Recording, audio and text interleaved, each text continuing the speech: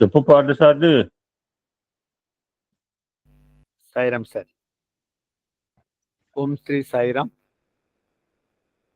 ఈరోజు విశిష్ట వక్త గౌరవనీయుడు ధరా నారాయణమూర్తి గారు, బాపట్ల జిల్లా స్పిరిచువల్ కోఆర్డినేటర్ గారు వ్యవహరిస్తున్నారు. వారిని ఈ మన ఏఎస్బి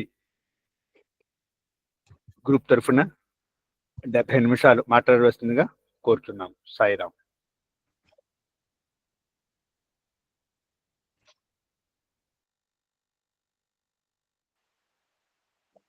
ఓం శ్రీ సాయిరామ్.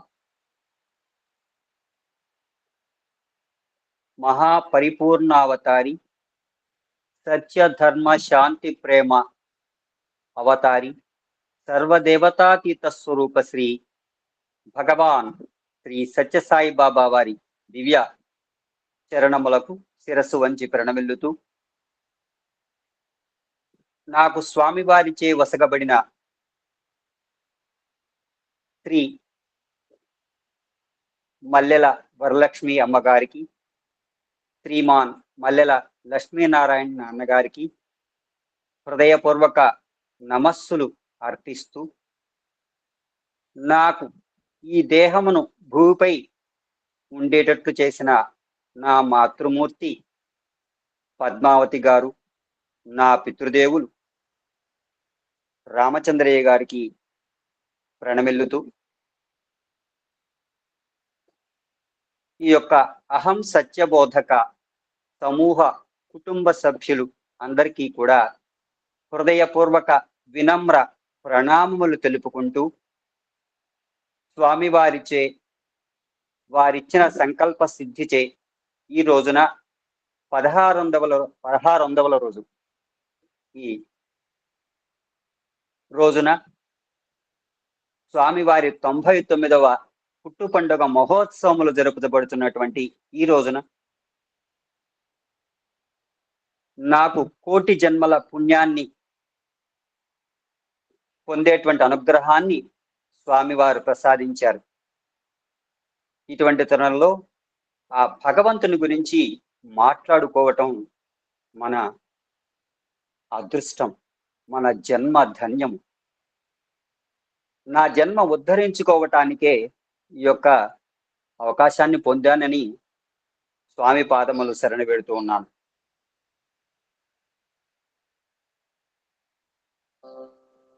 స్వామి, చింతిలయేల నిన్ను దర్శించితిని, చింతిలయేల నిన్ను దర్శించితిని, నీకును నాకును జన్మ జన్మాంతర బంధమున్నది. స్వామి, చింతిలయేల నిన్ను దర్శించితిని, నీకును నాకును జన్మ జన్మాంతర బంధమున్నది. మహాప్రభు స్వామి, ఎప్పుడు నా కృతార్థుగా వింతువులేయటంచు,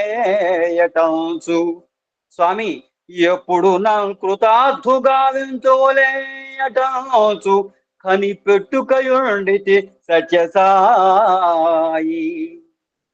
స్వామి, జాగ్యాంతయునైన స్వామి, జాగ్యాంతయునైన స్వామి, జాగ్యాంతయునైన అంతకు పద్యంతలు గూర్తువులే దయానిధి. స్వామి, నీకు తెలియకుండా నీ దయదోచిన ఇంటి దొంగను నేను. స్వామి, నీకు తెలియకుండా నీ దయదోచిన ఇంటి దొంగ నేను. స్వామి, ఈశ్వరుండవో స్వామి, ఈశ్వరుండవో పట్టుకొనుము నన్ను బంధించి ఉంచుమో. ఈశ్వరుండవో పట్టుకొనుము నన్ను బంధించి ఉంచుమో. స్వామి, నీ పదాంబుజముల ప్రాకునందునో సత్యసాయి. స్వామి, నీ పదాంబుజముల ప్రాకునందునో సత్యసాయి. భగవాన్. అసలు ఈ భగవంతుడు అంటే ఎవరు? ఈ యొక్క శబ్దం ఏ విధంగా రూపాంతరం చెందింది? భా అనగా స్వామి చెప్పారు కాంతి. గా అంటే వ్యాప్తి గావించటం. వాన్ అంటే సమర్థుడు. ఈ కాంతిని సర్వత్రా వ్యాప్తించి గావించేవాడే భగవంతుడు. ఇలాంటి ఆ యొక్క భగవంతుని నివాసం ఎక్కడ ఉంటుంది? భగవంతుడు ఏ కైలాసం ఉందో, ఏ వైకుంఠమునందో, ఏ గుడి ఉందో లేడు కదా. స్వర్గము, కైలాసము మొదలగు అన్ని కూడా భగవంతుని యొక్క అనుపానములే. అసలు ఈ భగవంతుని నివాసం మన హృదయమే. కనుక మనం భగవంతుణ్ణి ఎక్కడెక్కడ వెతనక్కర్లేదు. దేవుడనగా వేరు దేశమందున లేడు, దేవుడుండు తనదు దేహమందే, పాపమనగా వేరు పరదేశమున లేదు, తాను చేయు పనుల తగిలియుండు. అంటే తన ఎందే ఉన్నటువంటి దివ్యత్వాన్ని గుర్తించుకోలేకపోవటం చేతనే అజ్ఞానంలో ఉన్నాం. ఈ అజ్ఞానానికి మూల కారణం ఏమిటి అని ప్రయత్నం చేస్తే, మానవుడు నిరంతరం కూడా ప్రవృత్తి మార్గంలోనే ప్రయాణం సలుపుతున్నాడు, కానీ నివృత్తి వైపు చూడటం లేదు. అంటే మనం ఆ నివృత్తి తత్వాన్ని గురించి ప్రయత్నం చేస్తూ ఉండాలిట. ఆ పరమాత్మ యొక్క అనుగ్రహం కోసం మనం ఎవరిని తిరస్కారం చేసినా కూడా చాలా తప్పే అంటున్నారు పరమాత్మ. అంటే సర్వజీవ తిరస్కారం కేశవం ప్రతిగచ్చతి. అందువల్ల ఆ పరమాత్మ యొక్క అనుగ్రహాన్ని మనం పొందే విధంగా మనల్ని మనం మలుచుకోవాలని చెప్తున్నారు. ఎల్లప్పుడూ ఎల్లవేళలా కూడా పరమాత్మ నామస్మరణ చేయాలంటున్నారు. ఆ పరమాత్మ నామస్మరణ చేసేటప్పుడు మనకు కొన్ని ఇబ్బందులు ఎదురవుతూనే ఉంటాయి. ఆ ఇబ్బందులను అధిగమించడానికి నామస్మరణ ఒక మార్గాన్ని చూపిస్తూ ఉంటుందని పరమాత్మ చెప్పారు. మనం ఎన్నో దేవాలయాలకు వెళుతూ ఉంటాం. ఆ దేవాలయాలు దైవ నివాసాలుగా భావించాలి మనం. ఇవన్నీ కూడా మనకు ఉన్నత విద్యకు నిలయాలుగా భావించాలంటున్నారు పరమాత్మ. ఈ దేవాలన్నీ కూడా దేవ మందిరం మాత్రమే కాదు, విజ్ఞానమైనటువంటి మందిరాలు కూడా. ఒక ప్రదేశంలో ప్రజలు ఏ విధంగా ఉన్నారో ఆ ప్రదేశంలోని ఆలయం తెలుపుతుందని పూర్వీకులు ఎక్కువగా నమ్మేవారు. ఉదాహరణకి ఆ ఆలయాన్ని పరిశుభ్రంగా ఉంచితే ప్రజలు ఆ పాపానికి భయపడి మంచి మరియు ధర్మ మార్గంలో నడుస్తున్నారని అర్థమవుతుంది మనకి. అదేవిధంగా దేవాలయాన్ని కూడా క్రమశిక్షణ కేంద్రాలుగా చెప్తున్నారు స్వామి. ఇక్కడ సత్య దర్శనాన్ని పొందటానికి, సాధించడానికి కూడా ఈ ఆధ్యాత్మిక సాధనలో అంచెలంచెలుగా మార్గ నిర్దేశనం చేయబడతారు భక్తుడు. ఈ దేవాలయాలన్నీ కూడా ఆత్మకు శిక్షణ ఇచ్చే పాఠశాలలు, పురాణ ఇతిహాసాలను అధ్యయనం చేయే నిలయాలు, ఆధ్యాత్మ విద్యా కేంద్రాలు, ఇవన్నీ కూడా మన మానవ జీవిత విలువలను పరీక్షించే ప్రయోగశాలలు అన్నారు పరమాత్మ. ఈ దేవాలయాలన్నీ కూడా భవరోగాన్ని నయం చేసేటువంటి ఆసుపత్రులు అంటున్నారు పరమాత్మ. ముఖ్యంగా మానసిక రుగ్మతులను నయం చేసే దివ్య ప్రదేశాలు. శాంతిని పొందే రహస్యం తెలియక నిత్యం భవసాగరంలో మానసిక జాడ్యంలో మునిగి తేలుతూ ఉన్నటువంటి కర్మజీవులకు శాశ్వత ప్రశాంతి నిలయాలు ఈ ఆలయాలు. సత్య సాక్షాత్కార సాధనాలు ఈ ఆలయాలు. ఆధ్యాత్మిక కళాశాలలు ఈ ఆలయాలు. శాస్త్రాభ్యాస సౌకర్యాలు ఆలయాలు. తత్వ విజ్ఞాన కేంద్రాలు, జీవిత పరిశోధన మందిరాలు. భవరోగమునకే కాక మనోరోగమునకు సహితము వైద్యశాలలు. ఈ మానవుని యొక్క దౌర్బల్య, అనుమాన, అహంకార నిర్మూలన వ్యాయామ రంగాలు ఈ దేవాలయాలు. హృదయ సౌందర్య సంస్కార దర్పణాలు ఈ దేవాలయాలు. ఈ దేవాలయాల ఆశయం దేహం అనే దేవాలయముగా భావించి జీవుని దేవునిగా ప్రవర్తింపజేసి మానవులోని మాధవత్వమును జాగృతం చేయడం. దేహో దేవాలయ ప్రోక్తో జీవోదేవ సనాతన. అందుచేత ఆలయాల ఆచార వ్యవహారాలన్నీ కూడా బ్రహ్మజ్ఞాన వికాసమునకు అనుకూలమై ఉండవలనేటువంటి భారతీయుల ఆశయము. ప్రాకృత భావాలను, ప్రాకృత కర్మలను ఈశ్వరాభిముఖం చేసి సత్య శాంతి సాక్షాత్కారం కలిగించడానికే మందిరాలు, దేవతారాధన అనేటువంటి విధానాలు చెప్పడం జరిగింది స్వామి. స్వామి చెప్తారు, తనతో సహవాసం చేసే వారిలో భక్తి భావాన్ని భగవంతుడే కల్పిస్తారట. అంటే వారిలో ప్రోత్సహిస్తారు, రేకెత్తిస్తారు అనుకోవచ్చు. ఈ విధంగా చెప్తారు. రాక్షస ప్రవృత్తి కలిగినటువంటి కంసుడు, జరాసంధుడు, శిశుపాలుడు, హిరణ్యకశిపుడు వీరందరూ కూడా, వారందరి పాలిట కూడా భగవంతుడు శత్రువుగా వ్యవహరించి వారిని అంతమొందించారు. కానీ జయదేవుడు కానివ్వండి, గౌరాంగుడు, తుకారాం, రామదాసు, సూరదాసు, రాధ, మీరా మరియు సక్కుబాయి వంటి భక్తులకు భగవంతుడు తనను తాను అత్యంత సన్నిహిత మరియు ప్రియమైన వ్యక్తిగా మలుచుకుని వారిపై అవ్యాజమైనటువంటి ప్రేమను, ఆనందాన్ని వ్యక్తపరిచారు. మనం దేవాలయంలో దేవుని విగ్రహం నిలబెడితే మనలో కాస్త ఈ మానసికమైనటువంటి ప్రశాంతతతో పాటు అశాంతి కూడా ఉంటుంది. ఏ విధమైన అశాంతి అంటే, మనం దేవాలయానికి వెళ్ళామంటే కోరికలు చెప్పుకోవడానికి వెళుతూ ఉంటాం. ఎక్కువగా మనం మొక్కు తీర్చుకోవడానికి వీటన్నిటికి వెళ్తూ ఉంటాం. భగవంతుడు సర్వసాక్షిభూతుడండి. ఏం చేస్తున్నా, ఏం చెప్తున్నా కూడా మన వెనకాల ఉండి కూర్చుని వింటూ ఉంటారు. అందులో మన పరమాత్మ మామూలు పరమాత్మ కాదు. నాకు ఈరోజు సమయం సరిపోతుందా లేదా, నేను ఎంచుకున్న సబ్జెక్ట్కి ఏ విధంగా జరుగుతుంది, వెళ్ళి పాదాలు పట్టుకున్నాను, వెంటనే 70 నిమిషాలు టైం ఇచ్చారు నాకు ఆయన పరమాత్మ. ఇంకొక మెరకల్ కూడా ఉంది, స్వామి చేసిన మెరకల్. ఏ విధంగా చెప్తానా అనుకుంటే, భయమెందుకు నేను ఉండగా అని చెప్పి పరమాత్మ వెనకాల కూర్చుని వింటూ ఉన్నారు ఆయన. ఈ దేవాలయంలోకి వెళ్ళేటప్పటికీ మన మనసు కూడా, చిత్తము చంచలత్వం ఉంటుంది. ఎప్పుడు కూడా చంచలత్వాన్ని బుద్ధి మనది. ఎక్కడికి వెళ్ళినా కూడా ఏదో ఒక పరమాత్మను చూడకుండా కళ్ళు విప్పార్చి చూడాలి కదా, మనం చూస్తూ ఉండం.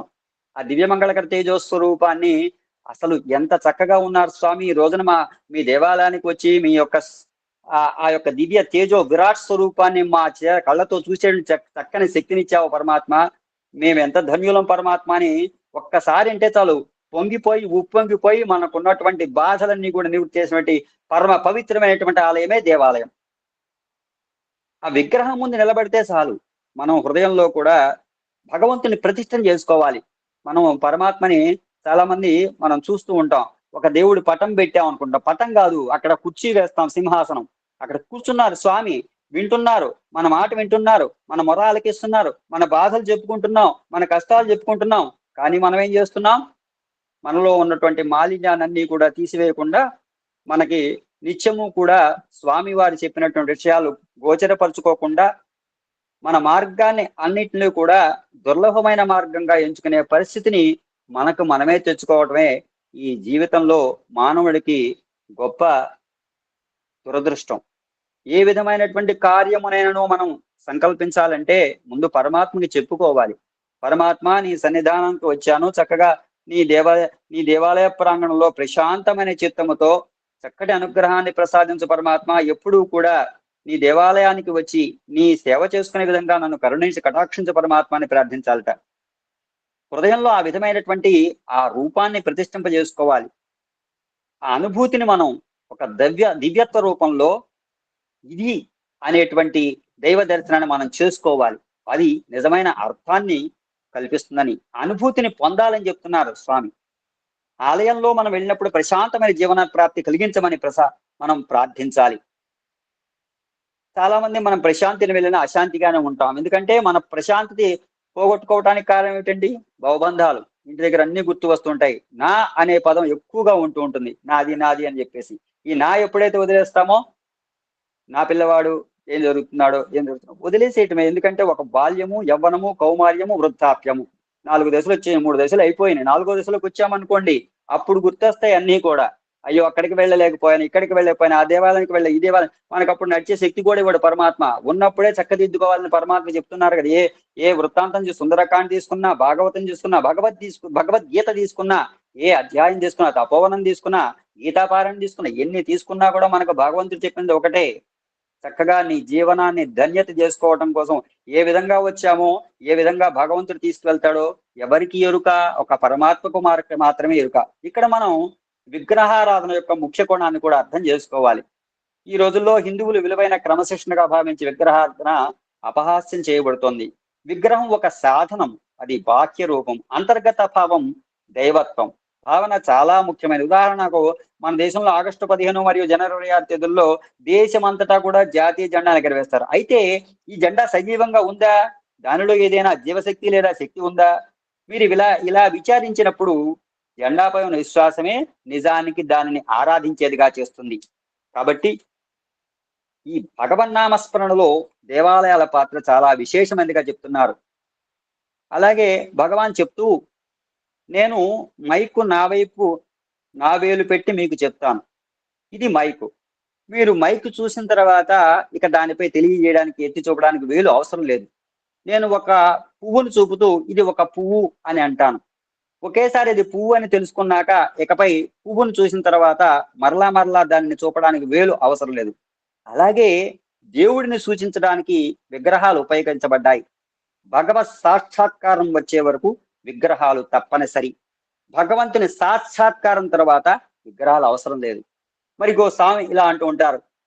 మనం చాలా మంది కూడా ఆ ముఖద్వారాల గురించి, వీటిని గురించి కూడా ఎంతో, ఈ ప్రవేశ ద్వారం అనేది చాలా వాస్తవానికి భౌతిక అనుబంధాలను మరియు ప్రాపంచికమైనటువంటి అనుబంధాలను, మనం అరమరికలను, కోరికలను తొలగడానికి ఒక దీపస్తంభంగా అనుసంధానంగా నిలుస్తూ భక్తులను ఆహ్వానిస్తుంది. అందువల్ల మనం ఇది ధర్మ మార్గం భావించాలంటున్నారు. ఆలయంలో అలంకరించబడిన ద్వారాల నిర్మాణంలో కూడా ఉన్న సూత్రము ఇదేగా చెప్పబడింది. ఆ ఆలయాలకు వెళ్ళినప్పుడు ఏదో దివ్య శక్తి మనకు గోచరపడుతూ ఉంటుంది. భక్తి మరియు ప్రవృత్తి ఉన్నవారు ఈ శక్తి కలిగిన దేవాలయాలను సందర్శిస్తారు. స్వామి చెప్తూ ఉంటారు, నేను పిలిస్తేనే మీరు ఇక్కడికి వచ్చారు, లేకపోతే వచ్చేవాళ్ళు కాదు. నేను తలుచుకుంటేనే మీరు ఈ యొక్క సత్యసాయి సేవా సంస్థల్లోకి ఎత్తించారు, లేకపోతే వచ్చేవారు కాదు అని చెప్తూ ఉంటారు. ఒకసారి ఈ విధంగానే ఒక భార్యాభర్తలు అనుకుంటూ ఉన్నారు. భార్య అడుగుతోంది, ఏమండి, ఈ రోజున నాకు చాలా బెంగగా ఉంది, ఏదో చెప్పలేని దిగులుగా ఉంది, ఏదో వెల్తిగా ఉంది, జీవితం అంతా కూడా చాలా ఇబ్బందిగా అనిపిస్తుంది. ఒక్కసారి ఆ ప్రశాంతి నేలకి వెళ్ళొద్దాము, అంతా సరిపోతుందని ఆ భార్య అందిట. అప్పుడు ఆయన భర్త అంటూ ఉన్నారు, సరేలే, స్వామి లేరుగా, వెళ్ళి ఏం చేస్తాం, ఏం చూస్తాం, ఇప్పుడు ఎందుకులే, ఊరుకో, పని చూసుకో, భోజనానికి లేట్ అవుతుంది అన్నాడు ఆ భర్త. వెంటనే ఆవిడ అందుకని అంటూ ఉంది, ఏమండి, ఇదేనా ఇన్ని సంవత్సరాల నుంచి మీరు నేర్చుకున్నది? ఎంత మాట అన్నారు! బాబా లేరంటారేమిటండి? ఉండేది పోయేది మనమే. ఎప్పుడు ఉండేవాడే పరమాత్మ. మొన్న ఆ పురాణంలో శాస్త్రులు గారు కూడా చెప్తూ ఉన్నారు. నిజమే, మరి ఏం మాట్లాడో తెలియక తికమక పట్టం ఆ భర్త వంతైంది. కానీ తనకి వెళ్ళాలనిపించడం లేదు. కొన్ని సంవత్సరాలకి ప్రతి పండక్కి పత్తి వస్తూ పోతూ ఉండే మధ్యతరగతి కుటుంబం వారిది. ఎలాగోలాగా ఆ భార్యని ప్రయాణానికి పట్టుబట్టకుండా చేసి 4 రూపాయలు మిగుల్చుకుందాం అనుకున్నాడు ఆయన. పాపం సహజమే, మరి ఏం చేస్తాడు, మధ్యతరగతి జీవితం కదా. బాబా లేరంటే వేదాంతం మాట్లాడతావేమిటి? పూర్వం దర్శనం కోసం వెళ్ళేవాళ్ళం, వచ్చేవాళ్ళం, బాగుండేది, ఇప్పుడేముంది అక్కడ అన్నాడు ఆ భర్త తన యొక్క తెలివితేటలను ప్రదర్శిస్తూ. అప్పుడు ఆమె ఎంత చక్కగా సమాధానం చెప్పిందంటే, ఏమండి, నాకు తెలియక అడుగుతాను, మీరు చెప్పండి నాకు. మనం పత్తికి వెళ్ళక పూర్వం షిరిడీ భక్తులం. షిరిడీలో దర్శనం చేసుకునేది బాబా సమాధినే కదా. కోరికలు తీరటం లేదా? తీరుతున్నాయిగా. మా పుట్టింటి వారు కూడా వెంకటేశ్వర స్వామి భక్తులు. మరి ప్రతి సంవత్సరం తప్పక వెళ్ళొస్తుంటారు. అక్కడ దర్శించేది స్వామి విగ్రహాన్నే కదా. కోరికలు నెరవేరట్లేదా? మొక్కులు తీర్చుకోవటం లేదా? చెప్పండి, నిజం కాదా? షిరిడిలో సమాధి, తిరుపతిలో స్వామి విగ్రహం, ఆ కొలువున్న భగవంతుడు కాదా? ఏంటి ఈ విధంగా మాట్లాడుతున్నారు? మీకేమైందండి ఇవాళ? అప్పుడు ఆయన అవాక్కయ్యాడు. ఏదో పాతకాలం ఛాదస్తు భార్య అనుకున్నాడు. కార్తీక మాసంలో సోమవారం ఉపవాసాలు, వైశాఖ మాసంలో మామిడి పండ్లు, విసనకర్ర దానాలు, ప్రతి గురువారం కూడా బాబా పేరుతో ఉపవాసం, 2 పూట్ల పూజలు, నైవేద్యాలు, ఏవేవో వాళ్ళ అమ్మగారింటి నుంచి నేర్చుకుని కాపురానికి వస్తూ మోసుకొచ్చింది. అంతేకాని ధర్మ సూక్ష్మాలు తెలివిగా గ్రహిస్తూ తనకే పాఠాలు చెప్పే స్థితికి వస్తుంది అనుకోలేదు ఆ భర్త. సరే ఆలోచించాడు, ఈ యొక్క భార్య చెప్పిన దాంట్లో నిజం ఉంది కదా, కాదనలేము. ఒక్కసారి ఆయన మనసు జ్ఞాపకాల వైపు వెళ్ళింది. ఏమన్నారంటే, షిరిడీనాథుడు షిరిడీ ప్రవేశమే సర్వ దుఃఖ పరిహారం అన్నారు. భగవాన్ ఏమన్నారు? మరి ప్రశాంతి నిలయం మాట ఏమిటి? ప్రశాంతి నిలయంలో నా దివ్య సన్నిధి స్వర్గధామం, నేను అక్కడి నుంచి నా భక్తులను కాపాడతాను. ఈ రెండిటి మధ్య సామ్యం లేదా అనిపించింది.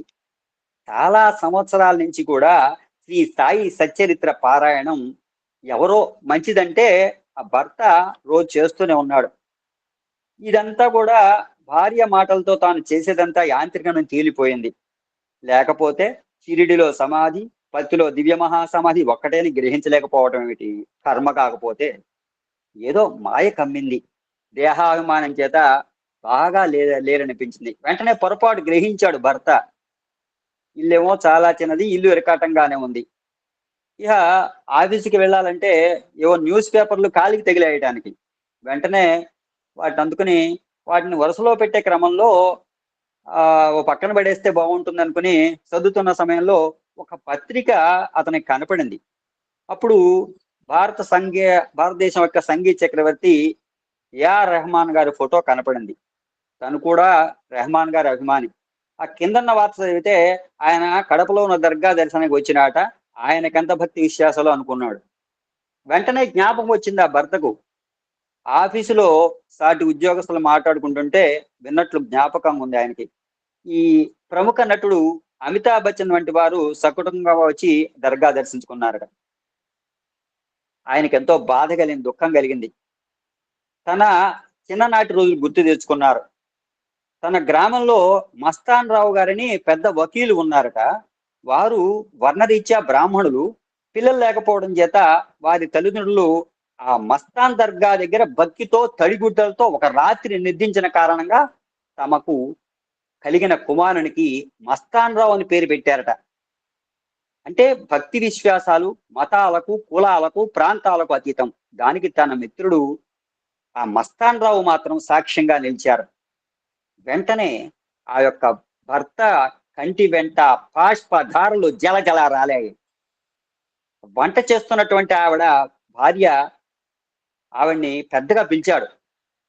చూసావా బాబా లీలలు, ఇంకెందుకులే పత్యాత్ర ఖర్చు అనుకున్నాను, ఎంత పొరపాటు చేశాను. స్వామి నన్ను క్షమించాలి. షిరిడీ పత్తిల్లో సమాధి దివ్య దర్శనం, భగవద్ దర్శనం, క్షేత్ర దర్శనం, పరమ పావన క్షేత్ర దర్శనం, సకల పాప పరిహారం సమాధి దివ్య దర్శనం, కర్మ విమోచనం సమాధి దర్శనం, సర్వాభిష్ట ప్రదాయకం సమాధి దర్శనం. బాబా దయామయుడు, నన్ను క్షమిస్తారు. మన కోసం స్వామి ఎదురు చూస్తున్నారు. బయలుదేరు, ప్రశాంతి నెలకి ప్రయాణం వెళ్ళిపోదాం. ఆ దివ్య మహాసమాధి వద్ద శిరస్సు వంచి నమస్కరించి క్షమాపణలు కోరుతాను.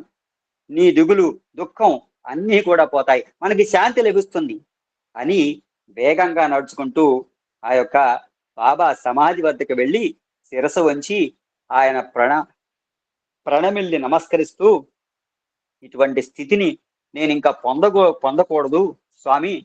చంచలమైన బుద్ధితో ఇటువంటి ప్రయత్నం చేశాను. ధర్మ మార్గాన్ని నన్ను నడిపించు పరమాత్మ. ఆ సత్యధర్మ శాంతి ప్రేమలన్నీ కూడా నేను పొందేట్టుగా నన్ను అనుగ్రహించని చెప్పి ఆయన చక్కగా ఈ క్షేత్ర దర్శనం గురించి మనకి ఒక వివరణాత్మక విశ్లేషణ చెప్పుకోవడం జరిగింది. సాధారణ మావులందరూ కూడా ధర్మం అనగానే దానాలు చేయటము, ఉచితంగా సత్రాలు కట్టించటము, వారి వృత్తులను అనుసరించి ప్రవర్తించటము, న్యాయమును తేల్చటము, మంచి చెట్ల పేరు పరచటము, ఇష్టం వచ్చినట్టు మనసు పోయినట్లు పోవటము, తన సంతోష సుఖములు మాత్రమే తాను ఆశించటము, వానికి తగిన ఉపాయములు పన్ని తన అభీష్టం నేర్చుకోవటం అని భావిస్తారు. సామాజిక ఆధ్యాత్మిక పురోగతికి కొన్ని నియమ నిబంధనలు పాటించాలని ధర్మం నిర్దేశిస్తుంది. క్రమశిక్షణతో ఇట్టి నియమ నిబంధనలు పాటించాలనేది ధర్మమని చెప్పవచ్చు అంటున్నారు. భగవంతుడు ధర్మానికి ప్రతీక. ధర్మముతో దైవానుగ్రహం సంపాదించవచ్చు. ధర్మాన్ని దైవం నిరంతరం రక్షిస్తారు, ధర్మాన్ని నెలకొల్పుతారు. దైవమే ధర్మం. వేదాలలో, శాస్త్రాలలో, పురాణంలో చెప్పిన ధర్మమును సరైన విధంగా మనం తెలుసుకుని ఆచరించాలి. రామాయణంలో అడుగడుగుకు కూడా ఆ రామచంద్రమూర్తి యొక్క ధర్మాన్ని అనుసరించి ఆదర్శంగా నిలిచారు. రామో విగ్రహవాన్ ధర్మ యదా యదా హి ధర్మస్య గ్లానిర్భవతి భారత. గ్లానిర్భవతి అనగా అర్థం ఏమిటి? అనగా ధర్మాచరణ సన్నగిల్లింది అన్నట్టు. ధర్మము పూర్తిగా లేకుండా క్షీణించింది మాత్రము కాదు. అసలు ధర్మం అంటే ఏమిటి? ధారయితి ధర్మ అన్నారు. అన్నిటికీ మూలాధారం ధర్మం. ఇంకా విపులంగా విశదీకరించాలంటే పూలమాలల్లో దారం వలె ప్రతి పదార్థంలో ధర్మము సహజ సిద్ధమై ప్రాణ సమానమై ఉన్నది. ధర్మము సహజమైన మానవత విలువ అంటారు పరమాత్మ. దేహముతో సహా జనించిన అంగము వలె మానవతా విలువలు మానవుని సహజ లక్షణములు. చక్కెరకు తీయదనము, మంచుకు చల్లదనము, అగ్నికి మండే స్వభావం సహజముగా ఉన్నట్లే మానవతా విలువలు మానవులకు సహజము. ధర్మాన్ని రక్షిస్తే వారు ఎవరైతే ఉంటారో వారిని ధర్మం రక్షిస్తుంది. ధర్మం యొక్క మరొక గొప్ప గుణం ఏమిటంటే ఎక్కడైతే ధర్మం ఉంటుందో అక్కడ విజయం ఉంటుంది. అయితే ధర్మానికి ఎవరైనా హాని చేసినట్లయితే వారి పతనాన్ని వారే కొని తెచ్చుకున్నట్లు అని చెప్పి స్వామి చెప్తున్నారు. మహాపరిపూర్ణ అవతారి అయినటువంటి పరమాత్మ మనకు ఎన్నో విషయాలు గోచరపరుస్తూనే ఉన్నారు. ఎన్నో వింటూనే ఉన్నా, ఎన్నో ఆచరిస్తూనే ఉన్నా కూడా ధర్మ సంస్థాపన భగవంతుని సృష్టిలో అత్యున్నతమైనటువంటి ప్రాణి మానవుడు. కానీ యుగాలుగా మానవుడు ఎన్నటికీ ఛేదించబడి రహస్యంగానే మిగిలిపోతూ ఉన్నాడు. ఎన్నటికీ అంతుపట్టని ఈ రహస్యం యుగాలుగా మనల్ని కలవరపరుస్తూ అయోమయాన్ని సృష్టిస్తూనే ఉన్నది. ఈ రహస్యం ముడి ఎన్ని యుగాలైనా ఇంకా విడిపోలేదు, పరిష్కరించనూ పడలేదు. భగవంతుని సృష్టిలో అత్యంత అదృష్టవంతుడైనటువంటి ప్రాణి మానవుడు మాత్రమే. ఎంత అదృష్టవంతుడో అంత నిర్భాగ్యుడు కూడా. ఎంత గొప్పవాడో అంత అయోమయంగా అయిపోతూ ఉంటాడు. ఒకవైపు ప్రేమ కోసం, సోదర ప్రేమ కోసం పరితపిస్తూ ఉంటాడు. మరొక వైపు జాతి, మత, కుల విభేదాలంటూ తనలో తానే సాంఘిక విభేదాలను సృష్టించుకుంటూ ఉంటాడు. ఒక్క క్షణంలో శాంతి అని, ప్రపంచం సుభిక్షంగా సుఖ సంతోషాలతో వర్ధిల్లాలని మాట్లాడుతూ ఉంటాడు. మరొక వైపున అణుయుద్ధం చేయడానికి మారణాయుధాలు తయారు చేస్తూ ఉంటాడు. ఆ విధంగా ద్వంద్వ ప్రమాణాలతో ఉంటూ మాటలకు చేతలకు పొంతన లేకుండా ఉంటూ ఉంటాడు. ఆ విధంగా యుగాలు మారినా ఎటువంటి మార్పు లేకుండా మానవ జాతి అత్యున్నతమైన తమ జన్మను వ్యర్థంగా గడిపేస్తూ ఉంటారు. జంతువునాం నర జన్మ దుర్లభం అంటారు భగవాన్. గతంలో చేస్తూ వచ్చిన ఎన్నో పుణ్య కర్మల ఫలితంగా ఎన్నెన్నో జన్మల తర్వాత ఈ మానవ జన్మ అరుదుగా లభిస్తుంది. అటువంటి దుర్లభమైన మానవ జన్మ వృధాగా వ్యర్థంగా గడపకూడదు. అత్యున్నతమైనటువంటి మానవ జన్మను వ్యర్థం చేసుకోవడానికి మానవుడు తనకు తానే తీసుకున్న బురదగుంటలో చిక్కుకొని సంసారం అనే ఊబిలో కూరుకుపోతూ ఉన్నాడు. ఈ దుస్థితి కారణం తనకు తానే అవుతున్నాడు. ఈ దుఃఖానికి దయనీయమైన స్థితికి మూల కారణం తానే గ్రహించలేకపోతున్నాడు. అందువల్ల నిస్సహాయమైన నిరాశాజనకమైన పరిస్థితులను సాలిగూడులో చిక్కుపోతూ పరిస్థితులను చక్కదిద్దుకోలేక తానే ఆ పరిస్థితులకు బలి అవుతున్నాడు. అటువంటి విపత్కర పరిస్థితులు ఏర్పడినప్పుడు ఈ నాగరికత నిరాశపు అంచుల నుంచి చేరుకున్నప్పుడు మానవాళి మనుగడే ప్రశ్నార్థకంగా మారినప్పుడు ఈ దయామయుడైన భగవంతుడు అవతారం ధరించి భూమిపైకి వస్తాడు. ఈ ప్రపంచాన్ని పునరుద్ధరించి ధర్మ సంస్థాపన చేసి ఈ జాతికి పునరుజ్జీవనం కల్పించి తిరిగి బలోపం చేసి మానవ జాతి మనుగడకు శిథిలం కాకుండా కాపాడుతాడు. ఈ కలియుగంలో మనం దైవం భగవాన్ శ్రీ సత్యసాయి బాబా వారి రూపం ధరించి భూమిపై నడయాడటం మనం చేసుకునే గొప్ప అదృష్టం. ఈ భగవాన్ యొక్క అవతార వైశిష్ట్యం రోజు రోజుకి కూడా విస్తరిస్తూ మనల్ని కూడా చైతన్యం చేస్తూ మనల్ని చక్కని మార్గదర్శక నిర్దేశకత్వంలో నడిపిస్తూ ఉన్నది. ప్రపంచం మనిషికి ఎల్లవేళలా ఎన్నో పాఠాలను నేర్పుతూ ఉన్నది. ప్రతి ఒక్కరూ తన జీవిత రహస్యమును పరిశోధించి తెలుసుకోవాలి. విశ్వమంతా వ్యాపించి ఉన్న పరమాత్మ తనలోనే ఉన్న విషయం తెలుసుకోవాలి. ఇందుకోసం ప్రతి ఒక్కరూ తనను తాను స్వయంగా గురువుగా తయారు చేసుకోవాలన్నాడు పరమాత్మ. స్వామి చెప్తూ ఉన్నారు, ప్రేమే నా రూపం అన్నారు, సత్యం నా ఊపిరి అన్నారు, ఆనందం నాకు ఆహారం అన్నారు, విస్తరణే నా జీవితం అన్నారు, నా జీవితమే నా సందేశం అన్నారు పరమాత్మ. చివరికి మనిషే దేవుడు, నా మాటలను గ్రహించనన్నారు. ఒక దివ్యమైనటువంటి పవిత్రమైనటువంటి లక్ష్యం కోసం, వాటిని సాధించడం కోసం మానవుడు జన్మిస్తూ ఉన్నాడు.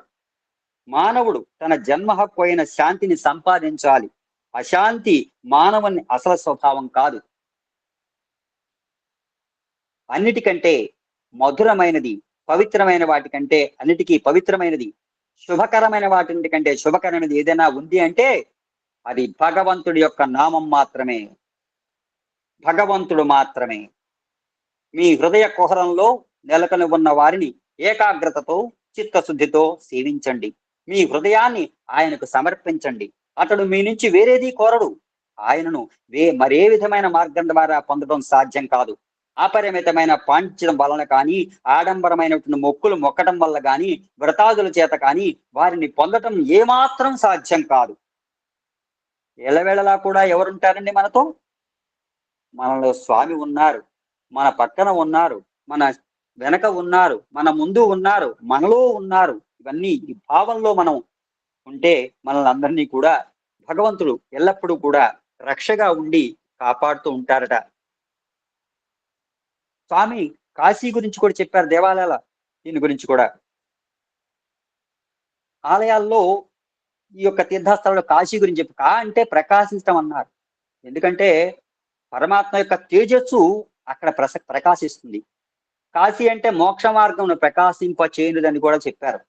వారణ మరియు అసి అనే 2 నదుల మధ్య ఉండటం వల్ల ఈ నగరానికి వారణాసి అనే పేరు వచ్చిందని చెప్పారు స్వామి.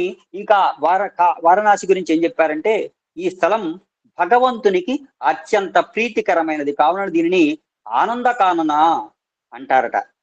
ఈ గొప్ప శ్మశాన స్థలమునందు పంచభూతములు ఉంటాయి. ఎందుకంటే దేహములు అంత్య సమయమునందు తమ పంచప్రాణములను పంచభూతములలో లయించేస్తాయి కనుక దీనిని మహా శ్మశానం అని కూడా అంటారు. ఈ యొక్క పురాతన కాలం నుంచి కూడా కాశీ గొప్ప తీర్థయాత్రా స్థలంగా భాసిల్లుతూ ఉన్నది. శివుని చేతికి అంటుకుపోయిన బ్రహ్మ 5వ తల ఈ వారణాసి నందే విడిపోయింది. ఇవన్నీ కూడా పురాణంలో చెప్పబడ్డాయి.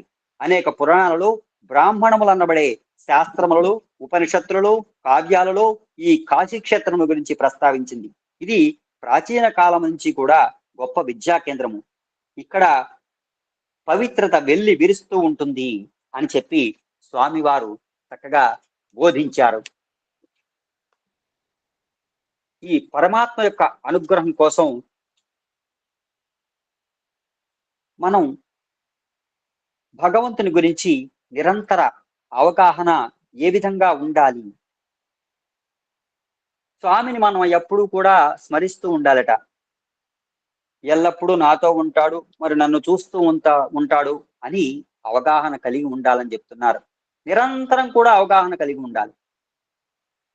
మనం హృదయపూర్వకంగా ప్రార్థించాలి. సగటు మనిషి తన మనసుతో మాత్రమే ప్రార్థిస్తాడు. దేవుని నుండి ప్రతిస్పందన పొందడానికి మనం హృదయం నుండి ప్రార్థించాలి. అంటే హృదయార్పిత భావం ఉండాలంటారు. దేవుడు ప్రతిస్పందిస్తాడనే నమ్మకం ఉండాలి. చాలా మందికి ఈ విశ్వాసం లేక కనెక్ట్ అవడంలో విఫలమవుతున్నారట. బహుమతులు దాటి వెళ్ళాలట. దేవుడు బహుమతులు పంపుతాడు, కానీ వాటిని దాటి అతని కోసం వెతకాలి. ఒకసారి స్వామి అమృతానంద ఇంటర్వ్యూ గదిలో స్వామితో ఉన్నారట. స్వామి అతని కోసం ఏదైనా సృష్టించడానికి అతని దివ్యహస్తాన్ని తిరుపుతూ ఉన్నారు. స్వామిని ప్రార్థించాడు. నేను మీరు ఇచ్చే వస్తువులు కాదు, మిమ్మల్నే కోరుకుంటానన్నారు. అంటే దేవునితో వ్యక్తిగత సంబంధాన్ని ఏర్పరచుకోవాలి. అప్పుడు ఆయన మనతో మాట్లాడతాడు. అల్లరి పిల్లలా ఉండంటున్నారు. దేవుడు మన తల్లి. పాప ఏడుస్తుంటే వంటగదిలో పనిచేస్తున్నట్టు అమ్మ వచ్చి ఒక బొమ్మ ఇస్తారు. పాప ఇంకా ఏడుస్తుంటే తల్లి తన పనిని వదిలిపెట్టి బిడ్డను తన చేతులకు తీసుకుంటుంది. దేవుని బహుమతులు బొమ్మలు లాంటివి, మరియు మనం దానిని దాటి వెళ్ళాలి. ఒకసారి స్వామి పెద్ద డైమండ్ సృష్టించి ఇంటర్వ్యూ గదిలో ఉన్న విద్యార్థులకు చూపుతారు. ప్రతి విద్యార్థి వజ్రాన్ని చూస్తున్నాడు. స్వామి అన్నారు, అందరూ సృష్టిని చూస్తున్నారు, దానిని సృష్టించిన హస్తాన్ని కాదు. ఒకసారి స్వామి వారి కొంతమంది భక్తులతో కలిసి కారులో ప్రయాణిస్తూ సాయంత్రం అయింది, మరియు స్వామి కారు ఆపమని అడిగారు. అందరూ బయటకు వచ్చారు. ఆకాశం రంగులతో అందంగా ఉంది. ఒక భక్తుడు ఉన్నారు స్వామితో, ఆకాశంలో ఎంత అందమైన పెయింటింగ్ అని చెప్పారు. స్వామి అప్పుడు చిరునవ్వు నవ్వి, అయితే మీరందరూ పెయింటర్ని ఎందుకు మర్చిపోతున్నారు అంటే భగవంతుడిని మర్చిపోతున్నారు. ఎలా కనెక్ట్ అవ్వాలనే ప్రశ్నకు మీరు ఎక్కడికి వెళ్ళినా మీరు ప్రదక్షిణ చేస్తున్నట్లు భావించండి, మరియు మీరు ఏమి చేసినా మీరు ఆయనకి సేవ చేస్తున్నట్టు భావించండి. ఒకసారి ఒక వ్యక్తి చాలా ఆలస్యంగా నిద్రని మేల్కొన్నాడు. అతను తన కార్యాలయానికి వెళ్ళవలసి వచ్చింది, మరియు అతను ప్రతిదీ వీలైనంత త్వరగా చేసేస్తూ ఉంటాడు. కారులో ఎక్కి స్పీడ్ పెంచేందుకు ప్రయత్నించాట, కానీ కారు కదల్లా. యాక్సిలేటర్ మీద బాగా బలంగా ప్రయోగించాడు. రబ్బరు కాలిన వాసన వస్తోంది. అతను చూడగా పార్కింగ్ బ్రేక్ తీయలేదని కనుగొన్నాడు. చూసారా, పార్కింగ్ బ్రేక్ తీయకపోతే బండి కదలదు కదా. మనలో కూడా ఇదే పరిస్థితి. మనం పూర్తి శక్తితో ముందుకు సాగడానికి ప్రయత్నిస్తాము, కానీ మన భావోద్వేగ బ్రేక్స్ అయిన అహము, అసూయ, భయం, ద్వేషం మొదలైన వాటిని విడుదల చేయడం లేదు. నెమ్మదిగా సాగుతున్న మన పురోగతికి మరియు స్వామితో కనెక్ట్ కాకపోవడానికి కూడా ఇది ఒక కారణం. మన లోపల ఉన్న నెగటివ్ వల్ల మనం కనెక్ట్ కావటం లేదని, సమస్య సృష్టితో కాదు దృష్టితో అని స్వామి ఒకసారి చెప్పారు. అదే విధంగా ఒకసారి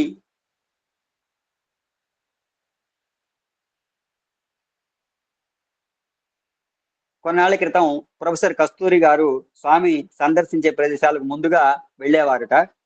మరుసటి రోజు స్వామి అక్కడికి వస్తుండేవారట. ఒకసారి అతను ఒక గ్రామానికి వచ్చాడు. అక్కడ స్వామి మర్నాడు రావాలి. స్వామి రావాల్సిన ఇంట్లో ఒక కుక్క బయట వ్యక్తులు వచ్చినప్పుడు నిరంతరం మురుగుతూ ఉండేదిట. కుక్కను ఇంటి వెనుక గొలుసుతో కట్టి ఉంచాలని ప్రొఫెసర్ కస్తూరి ఆ ఇంటి వారికి చూపించారు. వారు అలా చేశారు. అయితే స్వామి ఆ ఇంటికి చేరుకోగానే కుక్క గొలుసు తెంచుకొని తన ప్రభువుని ఆహ్వానించడానికి అన్నట్లు ముందు వైపుకు వచ్చింది. కుక్క ప్రొఫెసర్ వైపు చూసింది. ప్రొఫెసర్ కస్తూరి ఈ సంఘటన గురించి ఆనందంగా వ్యాఖ్యానించారు. స్వామి నాకు బయట వ్యక్తి కాదని నా నివాసి అనే కుక్క నాతో అన్నట్లు అనిపించింది. ఎంత ఉద్యంగమైన విషయం అండి. స్వామిని అసలు ఏం అడగాలి? స్వామి ఒక ఉదాహరణ చెప్పారు. స్వామిని మనం పనికి మాలవన్నీ కూడా అడిగితే కల్పవృక్షానికి కాఫీ పొడి ఇచ్చినట్లే అడిగినట్లే అనుకోవాలి మనం. స్వామి మనకు గుర్తు చేస్తున్నారు, మీరు ఏది అడిగినా నేను మీకు ఇస్తున్నాను. ఎప్పటి వరకు అంటే నేను ఏమి ఇవ్వటానికి వచ్చానో అది అడిగే వరకు. స్వామికి ఒక్కటే కోరిక, మనందరినీ కోరిక లేని వారుగా చేయడమే. అంటే అన్ని తృష్ణలను అంటే కోరికలను సాయి కృష్ణ మాత్రమే కావాలనే తృష్ణగా, ఒకే తృష్ణగా మార్చడం. మనం ఎప్పుడూ అడగటంలో అలసిపోయి మరియు స్వామి ఇవ్వడంలో ఎప్పుడూ అలసిపోలేరు. మనం అడుగుతూనే ఉంటాం, ఆయన ఇస్తూనే ఉంటారు, మనకు తెలుసు. కానీ మనం ఏం చేస్తున్నాం? ఏం చేయాలనుకున్నా కూడా చూద్దాం చేద్దాం, చూద్దాం చేద్దాం. భగవత్ సన్నిధానంలో ఉంటూ పరమపైతునైతే ఆ యొక్క పరమాత్మ మనల్ని అయస్కాంత రూపంలో ఆకర్షించి మనల్ని లాక్కుని, నువ్వు తప్ప నాకు భక్తుడు నన్నే ఎరుకున్నారు అనుకున్నాను. నన్ను ఏ విధంగా మలుచుకోవాలనేది ఆయన పాదముల చెంత ఒక్కసారి మోకరిల్లి, స్వామి నేను ఏం చెప్పగలను ఈ రోజు సత్సంగం నా చేతి చెప్పించు స్వామి అని ప్రార్థిస్తేనే ఆయన మొర ఆలకిస్తారు. అలా ఆలకించకుండా మనం వెళ్ళి ఏదో సత్సంగం చెప్పారు, నేను చక్కగా చదివేస్తే, నేను ఏదో చేసుకుంటుంటే నాకు ఎట్లా ఇస్తారనే శక్తి, భక్తి ఏ విధంగా ఇస్తారు? మనకి ఇవ్వలేరు కదా. అదే విధంగా స్వామికి సేవ అంటే కూడా చాలా ఇష్టం. సేవ చేయడానికి మనకి పుష్కలమైన అవకాశాలు ఇస్తారు. డబ్బు ఇస్తారా? అక్కర్లేదు. మీరు ఎవ్వరిని డబ్బులు అడగద్దు, నేను ఇస్తా. మీకు ఎక్కడి నుంచి రావాలో, ఎప్పుడు రావాలో, ఏ విధంగా రావాలో, ఎవరు సహకారం అందిస్తారో అన్ని నేను ఇస్తా. నా పాదముల చెంత మోకరిల్లి, స్వామి నేను ఈ సేవ చేయదలుచుకున్నాను, నాకు చక్కని అవకాశాన్ని, ఆ ప్రసాదం నాకు వసగు పరమాత్మ అని ఒక్కసారి బాష్పధారాలతో ఆ స్వామిని కనుక వేడుకుంటే, నా భక్తుడు బాష్పధారాలు రాజ్యాడురా, ఇంతకంటే ఏం కావాలరా నాకు అని పరిగెత్తుకుంటూ వచ్చే పరమాత్మ మన యందు ఉన్నారు, మన పక్కన ఉన్నారు. మన హృదయంలో ఉన్నట్టు పరమాత్మను మనం మర్చిపోతే జగత్తును మర్చిపోయిన, మన కుటుంబాన్ని మర్చిపోయినట్లే. ఇవన్నీ కూడా భగవత్ సంకల్పాలు మాత్రమే. అంటే స్వామితో మనం కనెక్ట్ కావాలంటే, మనం కనెక్ట్ కావాలంటే తపన ఉండాలి. మనం దేంట్లో తపన పడాలి? భగవంతుని యొక్క అనుగ్రహం కోసం. ఆ ఫోటో కాదు, స్వామి అక్కడ కూర్చున్నారు, ఆయనకి భోజనం పెట్టాలి, ఆయనకి కాఫీ ఇవ్వాలి, ఆయనకి టిఫిన్ ఇవ్వాలి, ఆయనకి చక్కగా ఆసనం వెయ్యాలి, ఆ పాదాలు చక్కగా శుభ్రం చేయాలి, పూలు పెట్టాలి, ఆ స్వామి పాద పూజ చేయాలి. ఆ స్వామికి చేయాల్సిన క్రియలన్నీ కూడా మనం చేస్తుంటే తపన మనకు ఉన్నట్లయితే మనల్ని భగవంతుడు ఎట్టి పరిస్థితుల్లో కూడా శుభ అభయాస్త ఆశీస్సులు ఆశీర్వదించడంలో ఎటువంటి అతిశయోక్తి లేదు. అంటే నమ్మిన దేవుడు ఎప్పుడూ కూడా మనల్ని కాపాడుతూనే ఉంటారు. ఇటువంటి పరమాత్మ మనల్ని చక్కగా కాపాడే ప్రభువు. మనం ఆయన మహిమల్లో మనం మునిగిపోవాలని చెప్తున్నారు. అనవసర విషయాల గురించి ఎంతవరకు తీసివేయగలమే దాని మీద మనం స్వామితో కనెక్షన్ విషయం ఆధారపడి ఉంటుంది.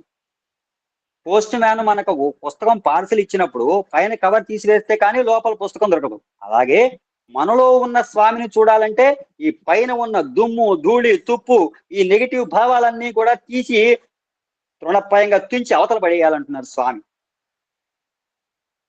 స్వామిని ఒక ప్రశ్న అడుగుతారట. కుటుంబ సభ్యులతో అనుబంధానికి కారణం ఏమిటి? ప్రేమ. అలాగే ప్రేమతో నిండిన భక్తి ద్వారా భగవంతుని అనుగ్రహానికి, ప్రేమకు పాత్రులవుతాం. అందువలన మనము భగవంతుని మీద ప్రేమ అభివృద్ధి చేసుకోవాలి. ఆధ్యాత్మిక ప్రేమకు, ప్రాపంచిక ప్రేమకు చాలా తేడా ఉంది. ప్రాపంచిక ప్రేమలో తీసుకోవటమే ఉంటుంది. ఆధ్యాత్మిక ప్రేమలో ఇవ్వటం మాత్రమే ఉంటుంది. మనం స్వామికి ఏది ఇవ్వాలో అది ఇవ్వలేదు. ఒక ఉదాహరణ చెప్పుకుందాం. ఒకసారి ఒక సంచిలో పాత కరెన్సీ నోట్లను రిజర్వ్ బ్యాంకు పంపిస్తుంటే అందులో ఉన్న 500 రూపాయల నోటుకు ₹1 జరిగిన సంభాషణ జరిగిందిట. 500 నోటు తాను పెద్ద హోటల్స్, సినిమా హాళ్లు మొదలైన పెద్ద పెద్ద ప్రదేశాలకు వెళ్ళినట్టు చెప్పగా రూపాయి నోటు ఆశ్చర్యపోయి తాను ఎక్కడికి వెళ్ళింది చెప్తూ దేవాలయాలు, మసీదులు, చర్చిలు మొదలైన ప్రదేశాలకు వెళ్ళినట్టు చెప్తుంది. దీన్ని బట్టి మనం అర్థం చేసుకుంది ఏమిటంటే మనం భగవంతుని చాలా తక్కువ ఇస్తాము అని. చూడండి, 500 రూపాయల నోటుకు ఉన్నటువంటి అహంకారము, అంటే రూపాయి నోటుకున్న మమకారం చూడండి. ఇవన్నీ కూడా మనకు భగవంతుడు ఇచ్చినటువంటి వరప్రసాదము. స్వామితో ఉండాలంటే మనకు ప్రశాంతి ఉండాలి ముందు. శాంతికి ప్రశాంతికి తేడా ఉన్నది. మనం ప్రశాంత నిலைలో ఉన్నప్పుడు మనకు శాంతి ఉంటుంది. అదే వేరే ప్రదేశాల్లో ఈ శాంతి పోతుంది. ఎక్కడికి వెళ్ళినా కూడా రణగుణధ్వనులు. శాంతికి కారణం చుట్టుపక్కల ఉన్న ప్రదేశాలు ఉన్న భావోద్వేగములు, ప్రకంపనలు. ఇది శాశ్వతం మాత్రం కాదు. శాంతి మన స్వభావంగా మారినప్పుడు అది ప్రశాంతి నిలయంగా మారుతుంది. మనము ఆత్మాన్ని తెలుసుకున్నప్పుడు ఈ శరీరం మనం కాదని అర్థమవుతుంది. ఈ ఎరుక ఆధ్యాత్మిక అభివృద్ధికి అత్యంత ఆవశ్యకము అని చెప్పారు స్వామి. భగవంతుని ఆజ్ఞను పాటించడానికి, భగవంతుతో కనెక్ట్ అవ్వడానికి దగ్గర సంబంధం ఉంది. స్వామి మనకు గుర్తు చేస్తూ ఉంటారు, నా సందేశాలకు కనుక దగ్గరగా ఉంటే నా నుంచి ఎప్పటికీ దూరం కారు అని. అంటే ఒక దృఢ విశ్వాసం పెంపొందించుకోవాలి. నేను భగవంతుని యొక్క పనిముట్టును మాత్రమే. స్వామి డ్రైవింగ్ చేస్తున్నాడు, నేను బండి వేసుకెళ్తూ ఉంటాను, స్వామి డ్రైవింగ్ చేస్తున్నా, నేను కాదు.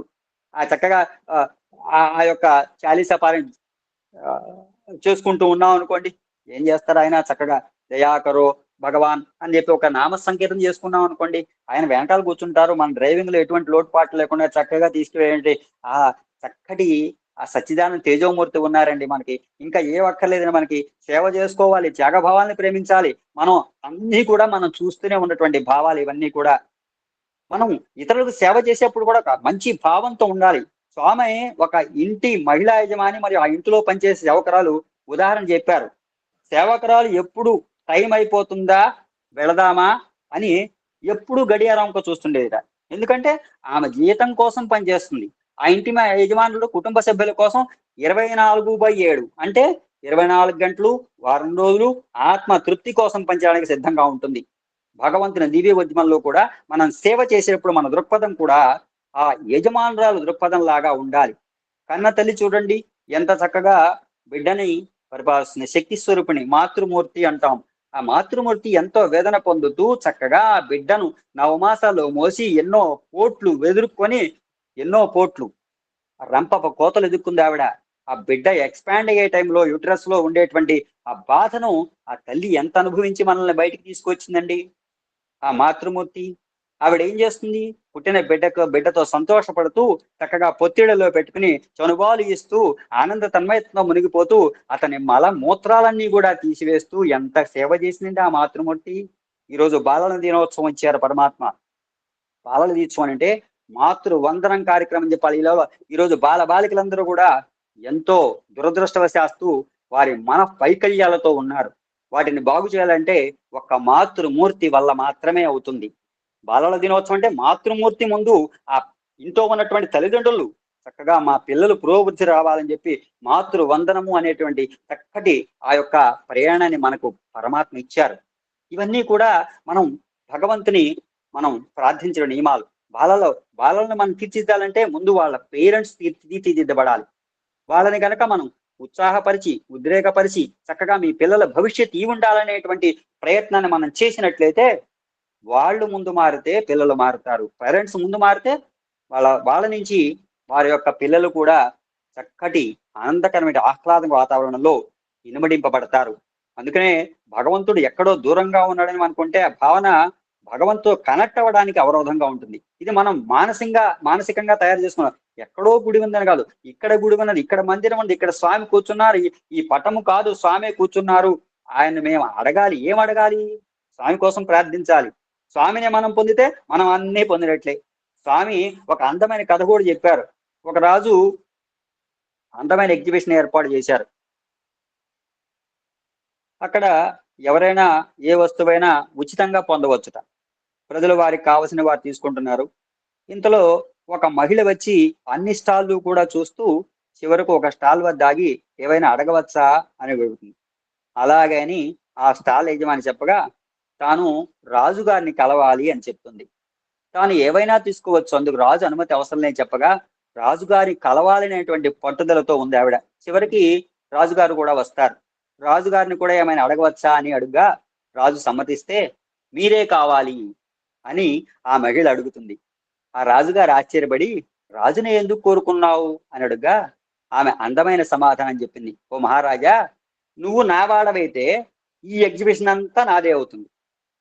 అవును, మనం ఎప్పుడైతే స్వామివారమై స్వామి కొరకే జీవిస్తూ ఉంటామో అప్పుడు నిరంతరం స్వామితో కనెక్ట్ అయి ఉంటాం. అటువంటి ఆ స్వామి వారిని ఎంతో చక్కగా మనం ప్రార్థిస్తూ ఉంటే ఆ నీలమేఘ సుందరుడు నీలమేఘ శ్యామ హే పరంధామా నన్ను బ్రోవచ్చినవ సత్య సాయి రామా పర్తి సాయి రామా నీలమేఘ శ్యామ హే పరంధామా మల్లె జాజి చేమంతులతో పూజ చేయనా ధూప దీప నైవేద్యముల సేవ చేయనా నిన్నే నమ్మి కొలిచి తినయ్యా శ్యామ సుందరా నీవు తప్ప దిక్కెవరయ్యా సాయి సుందరా సత్య సాయి సుందరా నీలమేఘ శ్యామ హే పరంధామా ధ్రువునిలాగా తపస్సు చేసే బలము లేదురా గుహునిలాగా భక్తిని చాటే గుణము లేదురా నిన్నే శరణు కోరి తినయ్యా శ్యామ సుందరా నిన్నే శరణు కోరి తినయ్యా శ్యామ సుందరా నన్ను ప్రోవజాయేలయ్యా సాయి సుందరా సత్య సాయి సుందరా నీలమేఘ శ్యామ హే పరంధామా నన్ను ప్రోవచ్చినవ సత్య సాయి రామా పతి సాయి రామా శబరిలాగా వేచి చూసే ఓర్పు లేదురా హనుమలాగా సేవలు చేసే నేర్పు లేదురా ఉడుతనైన కానా నేను శ్యామ సుందరా ఉడుతనైన కానా నేను శ్యామ సుందరా కరుణ చూపి కావవేర సాయి సుందరా సత్య సాయి సుందరా కరుణ చూపి కావవేర సాయి సుందరా సత్య సాయి సుందరా నీలమేఘ శ్యామ హే పరంధామా నన్ను ప్రోవచ్చినవ సత్య సాయి రామా పతి సాయి రామా నీలమేఘ శ్యామ హే పరంధామా. ఈ విధంగా స్వామి మనకి ఎంతో హృద్యంగమైనటువంటి విషయాలను గోచరపరుస్తూ ఆనంద తన్మయత్వంతో ఈ యొక్క విషయాలన్నీ కూడా స్వామి ఈ 99వ పుట్టు పండుగ సందర్భంగా చక్కటి అనుగ్రహాన్ని, ఆ స్వామి తత్వాన్ని ఎల్లప్పుడూ ఎల్లవేళలా కూడా స్వామి తత్వాన్ని తెలుసుకోవటం వల్ల మనకు భక్తితో కూడినటువంటి అనుగ్రహాన్ని పొందాలంటే ఆ పాదములు విడవకుండా చేయి పరమాత్మ.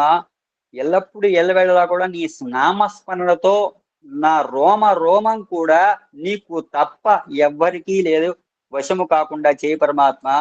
నీ నా హృదయములో, నా భావములో, నా క్రియలలో నీవే దిక్కు పరమాత్మ అని ప్రార్థించాలట. భగవంతుడు ఈ భూమిపై అవతారం దాల్చి వచ్చే తరుణాన్ని శాశ్వత తత్వమును చరిత్రకు మధ్య సంధిస్థానం అని చెప్పవచ్చు. ఇక్కడ చరిత్ర అంటే లౌకిక చరిత్ర కంటే ఆధ్యాత్మిక చరిత్ర అనే చెప్పవచ్చును. ఈ అవతారం యొక్క వచ్చే ప్రతి సందర్భం కూడా ఒక ప్రత్యేక ప్రయోజనాన్ని ఉద్దేశించి ఉంటాయిట. ప్రతి అవతారం కూడా విలక్షణంగానే ఉంటుంది, దేనికి అదే ప్రత్యేకంగా ఉంటుంది. అవతారం యొక్క సిద్ధాంతాన్ని బాగా విశాలమైన భావంతో అర్థం చేసుకోవాలి. భాగవత పురాణంలో ఈ విధంగా చెప్పారు. ఎండిపోని సరస్సు నుండి వేల కొలది ప్రవాహములు అన్ని దిక్కులకు ప్రవహించేటట్లుగా దుఃఖములను పోగొట్టే హరి సత్యస్వరూపుడు లెక్కలేనన్ని అవతారములు దాల్చి భూమిపై అవతరిస్తూ ఉంటాడు. సాధకులు, దేవతలు, మానవ జాతులు, దేవతా సంతతి వారు అందరూ కూడా ఆయనలోని అంశములే. ఆ విధముగా అవతారములకు అంతు లేదు. వల్లభాచార్యులు వారు చెప్పిన విధంగా మనం చూసే ప్రతిదీ కూడా ఒక విధమైనటువంటి భగవత్ అవతారమే. దీనిని స్వరూప అని అంటారు. దైవం యొక్క ప్రత్యేక రూపమును తెలియజేసే ఆ స్వరూపమును ధర్మము అని అంటారు. సాధారణంగా 10 అవతారాల గురించి చెప్తూ ఉంటారు. మత్స్యము, కూర్మము, వరాహము, ఈ మొదలైనటువంటి దశావతారాలు, ఇవి 10. ఈ సృష్టిలో ముఖ్యమైనటువంటి యుగావతారాలు సారాంశం ఏమిటంటే, భగవంతుడు ఎప్పుడు అవతరించినా అది ఎప్పటికప్పుడు మనిషి జీవిత పరమార్థమైన ఆత్మ సాక్షాత్కారమును పొందడానికి కావలసిన జ్ఞానమును వెల్లడి చేయుటయే దీని యొక్క అవతార తత్వం.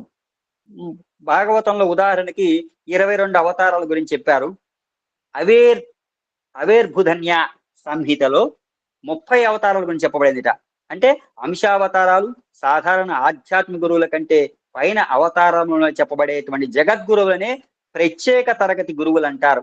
వారు సంకల్పిస్తే అత్యల్పమైన వారు కూడా మహాత్ములు అవుతారు. వారు గురువులకే గురువులు. వారు మానవ రూపం ధరించి భూమిపై అవతరించిన దివ్య అవతారమూర్తులు. అటువంటి వారి వలన మాత్రమే భగవంతుని గుర్తించడం సాధ్యమవుతుంది. అటువంటి దివ్య అవతారమే శ్రీ భగవాన్ సత్యసాయి బాబా. ఆయన దివ్య గురువు, యుగ అవతారుడు. ఈ విధంగా పరమాత్మ మనకు కోరని కోరికలు ఇవన్నీ కూడా మనకి ఇచ్చేటువంటి పరమాత్మ. మనం ఎంత ప్రాధేయపడితే, ఎంత అనుగ్రహం పొందాలనుకుంటే, ఎంత కష్టతరమైనటువంటి జీవనాన్ని మనం అనుభవిస్తూ ఉన్నా కూడా ఆ భగవంతుని నామాన్ని కనుక మనం వదలకుండా పట్టుకుని ఉంటే, అంటే అర్పిత భావం కావాలన్నారు. భగవంతుడికి కూడా కొన్ని కోరికలు ఉంటాయండి. అయితే ఆ కోరికలను సాధకుల సాధనలను సార్థకంగా గావించే నిమిత్తమై ఉపయోగపడుతుంటారట. కృష్ణుడు ఒకసారి తన వద్దకు వచ్చిన కుచేలుణ్ణి నా కోసం ఏమి తెచ్చావని అడిగారు కదా. వామనుడు బలిచక్రవర్తి దగ్గరికి వెళ్ళి 3 అడుగులు దానం అడిగారు కదా. రాముడు శబరి వద్దకు పోయి ఆకలిగా ఉంది చెప్పి ఏమైనా పెట్టమని అడిగారు కదా. అప్పుడు ఆమె ఏమి పెట్టింది? అడవిలో తనకు చిక్కిన రేగుపళ్ళలో 2 రామునికి ఇచ్చింది. కృష్ణుడు ఒకసారి గోపికల వద్దకు వెళ్ళి ఆకలి ఆకలి అన్నాడు. అప్పుడు ఆ గోపిక, అయ్యో కృష్ణ, ఏమీ లేదే ఇంట్లో ఏమి ఇవ్వగలను అని బాధపడింది. అప్పుడు కృష్ణుడు, మీ ఇంట్లో ఉన్న ఆ నీళ్ల మజ్జిగ ఇవ్వు చాలు అన్నాడు. గోపిక ఇవ్వగా కృష్ణుడు తాగి పరమానందం పొందాడు. అడవిలో ఆకులు అలములు తింటూ బాధలు పడుతున్న ద్రౌపది వద్దకు వెళ్ళి కృష్ణుడు ఆకలి ఆకలి అంటాడు. అప్పుడు ద్రౌపది, నీ ఆకలి తీర్చడానికి నా దగ్గర ఏముంది పరమాత్మ అంటుంది. నీవు తినేదేదో అదే నాకు పెట్టన్నాడు కృష్ణుడు.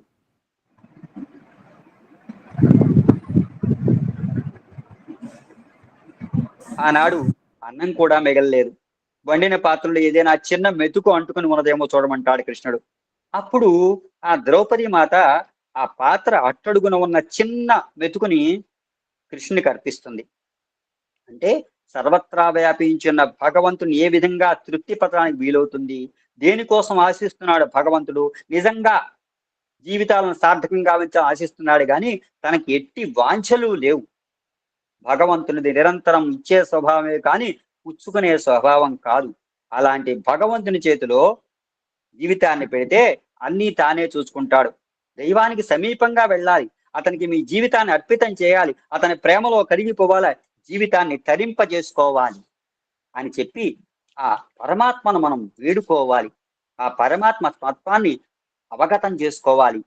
ఆ పరమాత్మ యొక్క అనుగ్రహం మనం పొందాలంటే ఎన్నో ఆ స్వామి ఆ మనకి ఒకానొక సందర్భంలో శ్రీరాముడు లక్ష్మణుని 2 చేతులు పట్టుకుని, నాయనా నీవు వయసులో చిన్నవాడివే కానీ గుణములో నీకంటే పెద్దవాడు మరొకటి లేడు.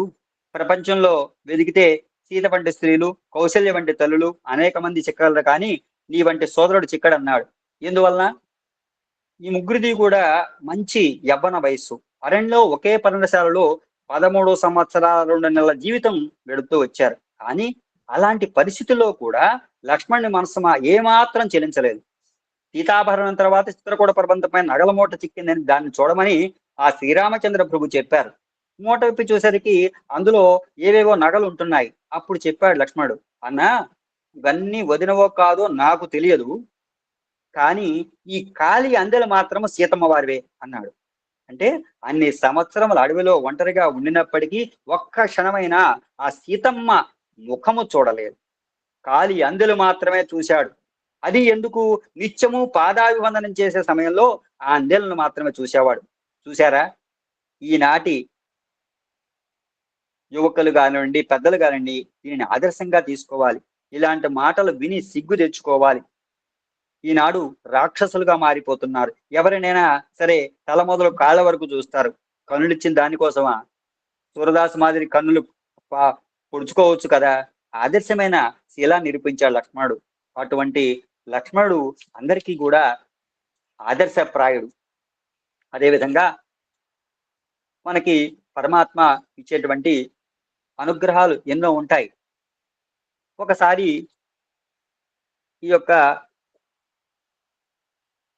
వాల్టర్ కోవన్ అనేనికి పునర్జన్మను ప్రదర్శించారు స్వామివారు. ఆయన అనారోగ్యంగా ఉన్న కారణం చేత క్రిస్మస్ కి ముందు స్వామి సాన్నిధ్యంలో ఏర్పాటు చేసుకోవాలని వారి దంపతులు ఆహ్వానించిన వారు వెళ్ళలేదు. అయితే ఆయన 11 గంటలకు బాత్రూమ్కి వెళితే వాల్టర్ పడిపోయారట. ఆ హోటల్ సిబ్బంది సహాయంతో స్థూలకాయంగా ఉండేవారట వాల్టర్ గారు. లేవదీసి మంచం మీద పడుకోబెట్టారట. అయితే రాత్రి 12 గంటలకి వాల్టర్ శ్వాసకోశ సంబంధ వ్యాధితో బాధపడడం చూసి వెంటనే ఆవిడకు, ఆ భార్యకు ఆప్తమిత్రురాలైనటువంటి రతన్లాల్ గారిని పిలిచిందిట. వెంటనే ఆ హోటల్ అధికారి ఆ వ్యాధికి సంబంధించిన డాక్టర్ రాసిని చెప్పించగా అతడు చేయాల్సిన చికిత్సలన్నీ కూడా చేసినా ఫలితం కనిపించాల. కొంతసేపటికి శ్వాస, నాడి అన్నీ కూడా నిలిచిపోయాయి. ఆయన చనిపోయారని ధృవీకరించారు. వెంటనే బాగా దుఃఖం కలిగింది ఆవిడకి. ఇదంతా కూడా దైవ సంకల్పంలే. సరే, వాల్టరు క్రిస్మస్ పర్వదాన పరమపదించాడు. ఈ అనుగ్రహం ప్రసాదానికే బాబా మమ్మల్ని ఇక్కడ రప్పించి ఉంటారు. బాబా సన్నిధానంలోనే ఆశీస్సులతోనే ఈ దేహాన్ని విడిచిపెట్టే అదృష్టం ఆయనకు లభించింది అన్న భావంతో ధైర్యంగా కర్తవ్య నిర్వహణకు ఉపకరించింది. మొన్న ఈ మధ్యలో జరిగిన సంఘటన అండి. పుట్టపర్తిలో మేము పత్తి యాత్ర చేస్తున్న సమయంలో 3వ రోజున పరీక్ష పెట్టారు స్వామి. ఇది ఒక నిదర్శనం. స్వామి తత్వం ఏంటంటే నిజంగా చాలా అనుభూతి పొందుతూ ఉండటం వల్లే ఆత్మానందం పొందుతూ ఉంటామండి. బాష్పధారాలు కురుస్తూ ఉంటాయి. కొన్ని విషయాలు చదువుతున్నా, వింటున్నా కూడా, చూశాము. ప్రత్యక్ష నిదర్శనం. ఆ ప్రశాంత నిలయంలో మేము చక్కటి కార్యక్రమంలో స్వామి డీజేపీ పిల్లల చేత వారి కథనే రూపాంతరంగా చేసి అక్కడ పాదముల చెంత ఆ నాట్యం ప్రదర్శించే అనుగ్రహం లభించింది. వెంటనే కార్యక్రమం పూర్తయిన తర్వాత ఒక వార్త తెలిసినది. అక్కడకు ఒక గుడిపూడి గ్రామం అనేటువంటి అతను, కళ్ళు ఉండవు పాపం అతనికి, సత్యనారాయణ గారు ఆయన పేరు. వీరందరినీ కూడా కొంతమందిని, ఒక 60 మందో సుమారుగా బస్సులో ఎక్కించుకుని తీసుకొచ్చారు పత్తి యాత్రకు. వచ్చిన తదుపరి వీళ్ళందరినీ పాపం ఆయనే తీసుకురావటం, వాళ్ళందరి చేత భజనలు, నామ సంకీర్తనలు, ఎంతో హృద్యంగా ఆ గ్రామం వెళితేనే నాకు కన్నుల పండుగగా అనిపించింది. ఆయన చూస్తేనే హృదయం ఎంతో ఆనందం పొందాను. అటువంటి మహనీయుడు ఆయన, ఆ సత్యనారాయణ గారు ఆయన. వెంటనే వెళ్ళిన తర్వాత అక్కడికి బయటకు వచ్చిన తర్వాత ఒక క్రియ జరిగింది. ఒక ఆయనకి పాపం పెద్ద ఆయనకి ఇంటి దగ్గర కూడా అండలేదు. కూతుళ్ళిద్దరు, ఒక కూతురు ఎక్కడో ఉంటారు, ఇంకొక కూతురు వీరి పక్కనే ఉన్నా కూడా ఇతన్ని పట్టించుకోకపోవడం, భోజనం పెట్టకపోవడం చేసేది. అటువంటి స్థితిలో పక్క వాళ్ళు, ఆ పక్క వాళ్ళు అందరూ కూడా వచ్చి ఆయనకి ఏదో కాస్త అన్నప్రసాదం ఇచ్చేవారు, ఇట్లా సహాయం చేస్తూ ఉండేవారు. అటువంటి స్థితిలో పుట్టపర్తి దర్శనం కోసం వచ్చారు. ఆయన దర్శనం చేసుకున్నారు, భోజనం చేశారు. మధ్యాహ్నం టైంలో కాస్త సేర తీరుదామని బయటకు వచ్చి నిలబడిన తర్వాత ఎందుకో ఆయనకి కాస్త అనీజీగా అనిపించింది. వెంటనే పక్క వారికి చెప్పారు, అక్కడే పడిపోయారు ఆయన. వెంటనే అంబులెన్స్ పిలిచారు. ఈ సత్యనారాయణ గారు వీరందరూ కూడి తీసుకుని వెళ్ళారు హాస్పిటల్కి. అప్పటికే స్వామిలు ఐక్యమైపోయారు. ఎంత బాధాకరమైన విషయం అయినప్పటికీ కూడా నేను కూడా అక్కడికి వెళ్ళి వారి దేహాన్ని సందర్శించడం జరిగింది. వారితో అనునయ వాక్యాలు చెప్పడం జరిగింది. వెళ్ళిన తర్వాత వారిని ఏ విధంగా తీసుకువెళ్ళాలి, ఎట్లాగని చెప్పి వారందరూ కూడా ముందుగానే ప్రిపరేషన్ చేసి చక్కగా వారి గ్రామానికి తోడుకొని వెళ్ళాలని చెప్పేసి ఒక అంబులెన్స్ మాట్లాడి, ఏమైనా సమస్యలు ఉన్నాయా అని చెప్పి మేమందరం కూడా కూర్చుని ఆలోచించి సమాలోచన చేసి వారికి ఆ యొక్క ఏర్పాటు చేశాం. వారు ఎంత సంబరపడిపోయారంటే గ్రామస్తులందరూ కూడా తర్వాత చెప్పుకున్నారు, ఏమండి ఎటువంటి ఆధారము లేకుండా నిరాధార జీవిగా బతుకుతున్నటువంటి వారిని స్వామి వారిలో ఐక్యం చేసుకోవడం ఎంత అదృష్టం లభించిందండి. బాధపడలా, ఆనందం పొందారు. పుట్టపర్తి మహాక్షేత్రంలో సంభవించినటువంటి సంఘటన కళ్ళ ఎదురుగా స్వామి వారిలో ఐక్యం చేసుకున్నారంటే ఆయన, ఆ వృద్ధుడిని, ఎంత అదృష్టం అండి, ఎంత అదృష్టం అండి. ఈ సంఘటన తలుచుకున్నప్పుడు కూడా కొంచెం బాధ వేస్తూ ఉంటుంది. స్వామి ఎందుకు రప్పించారో, ఎందుకు వారిలో ఐక్యం చేసుకున్నారు. ఈయన కూడా ఈ మృతదేహాన్ని స్వామికి చెప్పారు, నీ భర్త చనిపోలేదని చెప్పారట. వెంటనే చనిపోయాడని తేల్చేశారుగా డాక్టర్లు. వెంటనే ఆవిడ స్వామివారు ఎల్సి కోవన్ మరియు శ్రీమతి రత్న వెంట పెట్టుకుని స్వామి సన్నిధానికి వెళ్ళింది ఆవిడ.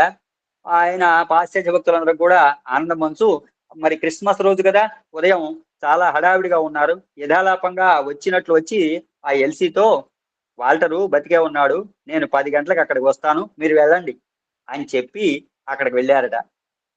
ఆ ఇతర భక్తుల మధ్య తిరుగుతూ ఉండగా ఎల్సీ మరియు శ్రీమతి రతనాలు కూడా బయటకు వచ్చి టాక్సీకి వెల్లింగ్టన్ హాస్పిటల్కి వెళ్ళారు. అక్కడ వెళ్ళేటప్పటికి 10 గంటలు దాటిపోయింది. అప్పటికే సజీవంగా ఉన్న వాల్టర్ను ఉదయం డ్యూటీకి వచ్చిన డాక్టర్ పలకరిస్తూ పరీక్ష చేస్తూ ఉండడం చూసి వీళ్ళిద్దరూ కూడా నిర్ఘాంతపోయారు. క్రిస్మస్ వేడుకల్లో పాల్గొంటున్న జాన్ హిస్లాప్ని బాబా దగ్గరికి పిలిచి, వాల్టరు మరణించాడు, నేను ఇప్పుడే అక్కడికి వెళ్ళి అతన్ని పునర్జీవితం చేసి వచ్చాను, వెళ్ళి చూడు అన్నారు.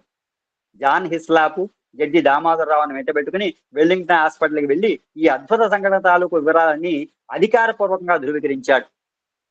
బాబా అక్కడ క్రిస్మస్ ఉత్సవంలో పాశ్చాత్య భక్తులను ఆశీర్వదిస్తూ అదే సమయంలో వెల్లింగ్టన్ హాస్పిటల్లో వాల్టర్ చెవుల్లోను ముక్కులను తీసేసి ఛాతి మీద 3 సార్లు గట్టిగా చేతితో చరిచేపటికి వాల్టర్కి తిరిగి ప్రాణం వచ్చేసింది. ఇలా జరిగిందని ఆ సంఘటన వాల్టర్కి చెప్పారు వాల్టర్ కోవన్. వాల్టర్ని మరణించిన తర్వాత వెంట పెట్టుకుని బాబా పరలోకంలో ఉన్న న్యాయస్థానానికి తీసుకువెళ్ళారట. అక్కడ న్యాయమూర్తి సమక్షంలో నా గత జన్మల చరిత్ర వినిపించారట. పేరు ఊరు మారిన ప్రతి జన్మలోనూ నేను ధర్మబద్ధంగానే జీవించినట్టుంది, కానీ ఏ జన్మలోనూ అక్రమంగా జీవించినట్టు ఆరోపణ లేవు. తర్వాత బాబా ఆ న్యాయమూర్తితో, ఇతడు వాల్టర్ కోవన్ గా మరికొంతకాలం సత్యాన్వేషణ జరుపుతూ జీవించవలసి ఉంది, ఇతని ఆత్మను విడుదల చేయవచ్చు అనగానే అక్కడ న్యాయమూర్తి అంగీకరించాట. నేను నా శరీరాన్ని చేరగానే బాబా నా ఛాతి మీద గట్టిగా 3 సార్లు కొట్టి వాల్టర్ గెటప్ అంటుంటే నెమ్మదిగా నా శరీరం నా స్వాధీనంలోకి వచ్చింది. బాబా అదృశ్యమైపోయారు. నేను కళ్ళు తెరిచేటప్పటికీ డాక్టర్ ఆశ్చర్యంగా నన్ను పరీక్ష చేస్తున్నాడు అని వాల్టరు పునరుజ్జీవితుడై తర్వాత తన అనుభవాన్ని విశదీకరించాడు. వాల్టర్ సజీవుడయ్యాక ఆ హాస్పిటల్లో 22 రోజులు విశ్రాంతి తీసుకున్న తర్వాత ఆ కోవన్ దంపతులు బెంగళూరు వెళ్ళారు. అక్కడ వాల్టర్ని డాక్టర్ పరీక్ష చేసి అంతవరకు అతడికి ఉన్న చక్కెర కానీ బీపీ వ్యాధులు కానీ ఇవేమీ లేవని చెప్పడంతో బాబా అనుగ్రహంతో చాలా ఆరోగ్యంగా ఉన్నా అని చెప్పారు. వాల్టరు పునర్జీవితమైనటువంటి సందర్భంలో బాబా బెంగళూరులో 80 సంవత్సరాల వయసు గల ఆ దంపతులకు పునర్వివాహోత్సవం జరిపి ఆశీర్వదించిన తర్వాత వాళ్ళు అమెరికా తిరిగి వెళ్ళారు. ఆ తర్వాత వాల్టన్ సుమారు 6 నెలలుగా ఆరోగ్యంగా జీవించారట. అనాయాస మరణాన్ని కోరుకున్న వాల్టన్ ఒక రాత్రి నిద్రలో ప్రశాంతంగా స్వామిలో ఐక్యమైపోయారు. మన్నాడు ఉదయం ఎల్సీ లేచి చూసేప్పటికీ వాల్టర్ మరణించి ఉన్నాడు. ఈ వార్త వెంటనే స్వామికి తెలియజేయాలనుకుంటుండగా water arrived here in good shape Baba అన్న టెలిగ్రామ్ వచ్చింది ఆమెకి. నిజంగా ఎంత అదృష్టం అండి, ఎంత అనుగ్రహం అండి. మనం ఆ భగవత్ సాన్నిధ్యంలో ఎన్నో విషయాలు, ఎన్నో గ్రంథాలు పఠ్యస్థం చేయటం కాకుండా ఆచరణయుక్తంగా మనం పాటించినప్పుడు భగవంతుడు మనలో ఉంటాడు, మన ముందు ఉంటాడు, మనల్ని నడిపిస్తూ ఉంటాడు. కొబ్బరి చెట్టుకు నిండుగా కాయలు ఉంటాయి, చెట్టు నీడను కూడా కాయలు కనబడుతుంటాయి. నువ్వు చెట్టు నీడ ఎక్కడానికి ప్రయత్నిస్తే నీకు ఆ కాయలు ఎట్లా చిక్కుతాయి? అంటే నీవు నిజమైన కొబ్బరి చెట్టు ఎక్కితే నీ నీడ చెట్టు నీడ మీద ఎక్కుతుంది. నీవు నిజమైన కాయలు కోస్తే నీ ఛాయ నీడ కాయలు కోస్తుంది. దేనిలో ఉంటే నీవు రెండింటిలో కనిపిస్తావో దాన్ని ఎక్కాలి. నీవు పరమాత్మను గుర్తిస్తే ప్రపంచంలో కూడా ప్రకటమవుతావు. కేవలం ఇహంలోకి ప్రవేశిస్తే పరంలో ప్రకటన కావు. పరాన్ని లక్ష్యంలో పెట్టుకుంటే ఇహంలో కూడా నీ ప్రతిబింబం ఉంటుంది. అంటే పారమార్థికమును లక్ష్యములో ఉంచుకున్నప్పుడే ప్రాకృతంలో కూడా విజయం సాధిస్తావు అని చెప్పి పరమాత్మ చెప్పారు. ఈ విధంగా ఆ స్వామిని మనం ఎన్నో కోరికలు కోరుకుంటూ ఉంటాం.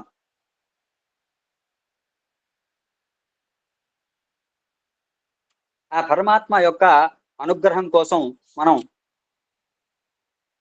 ఆ స్వామి ఎన్నో మహిమలు కానివ్వండి ఇస్తూ ఉంటారు. మనకి కొన్ని గొలుసులు ఇచ్చారని, రింగ్ ఇచ్చారని చెప్పుకుంటూ ఉంటాం. ఇవన్నీ కూడా కేవలం ప్రదర్శన కోసం కాదు అని చెప్పి మనం అనుకోవాలి. అంటే ఇవన్నీ స్వతసిద్ధంగా సంభవించేవి. అంటే ఇవన్నీ కూడా స్వామి యొక్క దివ్య వైభవానికి నిరసనాలు. అవి ఎప్పటికీ కూడా నేను మీ వాడిని, మీరు నా వారు, మన మధ్య ఎటువంటి భేదము దూరము లేనే లేదు.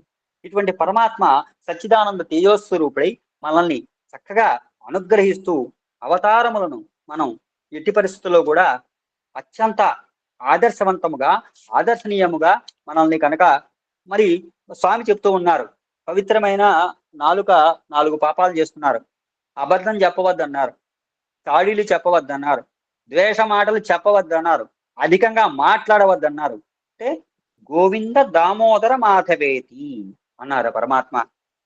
ఈ విధంగా స్వామి యొక్క అనుగ్రహాన్ని మనం చక్కగా పొందుతూ ఒక చక్కని అనుగ్రహం కోసం ప్రార్థిస్తూ మా సాయినాథునకు మల్లె పూమాల, మా పర్తివాసునకు నీరాజనములు, మా సాయినాథునకు మల్లె పూమాల, కడుపులో అమృతంబు కనుచూపులో కరుణ మందహాసంబుతో వెలుగొన నా సాయి, మా దేవదేవునికి మంగళారతి, నీ ప్రసాద మహిమా నీ విభూతి శక్తి గ్రామ గ్రామములో చాటుపడనంగాక, నీ ప్రసాద మహిమా నీ విభూతి శక్తి గ్రామ గ్రామములో చాటుపడనంగాక, నీ పాటలే పాడదా ఓ సాయి, నీ పూజలే సల్పెదా, నీ పాటలే పాడదా ఓ సాయి, నీ పూజలే సల్పెదా, నీ పాటలే పాడేదా ఓ సాయి, నీ సేవలే సల్పెదా, నీ పాటలే పాడేదా ఓ సాయి, నీ సేవలే సల్పెదా, మా సాయినాథునకు మల్లె పూమాల, మా పర్తివాసునకు నీరాజనములు. ఈ విధంగా స్వామివారు నాకు శక్తిని, భక్తిని ఇచ్చి ఎందరో మహానుభావులు చక్కగా నా సత్సంగాన్ని వింటూ నా యొక్క సత్సంగమునకు కర్త కర్మ క్రియ అయినటువంటి భగవానుని యొక్క దివ్య పాదారములకు శిరసు వంచి ప్రణమెలుతూ నాకు ఈ అనుగ్రహం ప్రసాదించిన అహం సత్యబోధక సత్సంగ వ్యవస్థాపకులైనటువంటి నాన్నగారు లక్ష్మీనారాయణ గారికి, అమ్మ వరలక్ష్మీ మాతకు వారి ఆశీస్సులు కోరుతూ ఈ ప్రయాణంలో ఎన్నో అనుగ్రహాలు పొందుతూ నా యొక్క జీవన ధన్యతతో నా జన్మ ఉద్ధరించుకునే అనుగ్రహాన్ని ప్రసాదించమని స్వామిని ప్రార్థిస్తూ సాయి సమూహ కుటుంబ సభ్యులందరికీ కూడా ఆత్మీయ హృదయపూర్వక నమస్సులు అర్పిస్తూ ఈ అవకాశాన్ని చక్కగా సద్వినియోగం చేసుకునే భావనలో ఉంటూ స్వామివారి దివ్య స్థితులను మరొక్కసారి వినమ్రపూర్వక హృదయపూర్వక ప్రణాళిక అర్పిస్తూ ఓం శాంతి శాంతి శాంతి. ఓం శ్రీ సాయిరామ్. వండర్ఫుల్ నారాయణమూర్తి, నీకు 70 నిమిషాలు కరెక్ట్గా 70 నిమిషాలు మాట్లాడావు. నాకు నిన్ను అడిగాడండి, నేను నారాయణమూర్తిని ఒక సత్సంగం అడిగాను. చెప్పాను కదా, చాలా మంది ఐ హ్యావ్ నో ఛాన్స్ ఇక్కడ. ఇప్పుడు బర్త్డేలోకి ఎవరిని పిలిచే అవకాశం లేదు. 14వ తారీఖు అడిగాడు, ఎస్ అన్నాను. అది 1600 రోజు అవుతుంది, నేను చూడలేదు. ఒకప్పుడు కొంచెం తాపత్రయం ఉండేది ఇనీషియల్ డేస్లో. ఇప్పుడు ఆ తాపత్రాలని కూడా తగ్గించుకోవటం జరిగింది. 100వ రోజు ఎవరిని పిలవాలి అనిపించింది. 100వ రోజు సెలబ్రేషన్ అంటే గ్రేట్. ఆ రోజులో అండి ఇప్పుడు ఆ 100లో 1600 అయిందని బాబు. ఆ 100 1600 అయింది. ఎవరిని పిలవాలి 100 అనుకుంటే కామరాజ్ అనిల్ కుమార్ గారిని పిలవటం జరిగిందండి. గంట ముందు వచ్చాడు నా సత్సంగానికి మహనీయుడు. 1 అవర్ బిఫోర్ వచ్చాడండి. మేమందరూ పరేషాన్ అయిపోయాను. రిపోర్ట్ రాలేదు కూడా ఇంకా గ్రూప్లో సభ్యులు, నేను ఆయనే వీడియో చాట్లో పెట్టుకుని మా ఇల్లు చూడటము అంతా చూడటము అంట. అలాగే 200, 300, 400, 500 అయితే సుందర్ గారిని పిలవటం జరిగింది. చాలా పర్యాయాలు కామరాజు గారిని పిలవటం జరిగింది.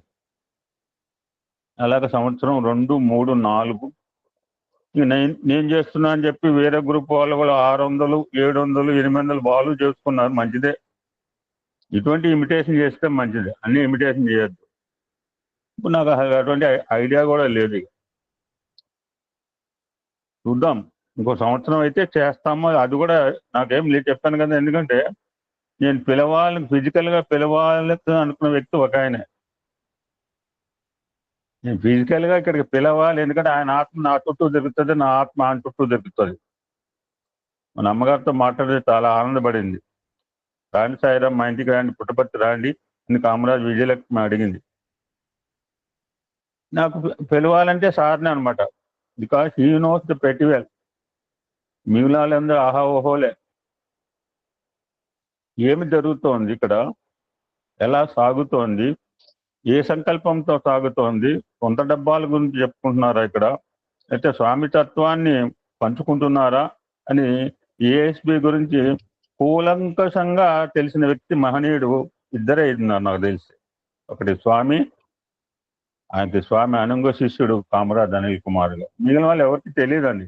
ఏం పిలిస్తే వస్తారు పోతారు, అంతే మాట్లాడిపోతారు. వాళ్ళకి మిగిలిన వాళ్ళకి ఏం తెలుస్తుందండి.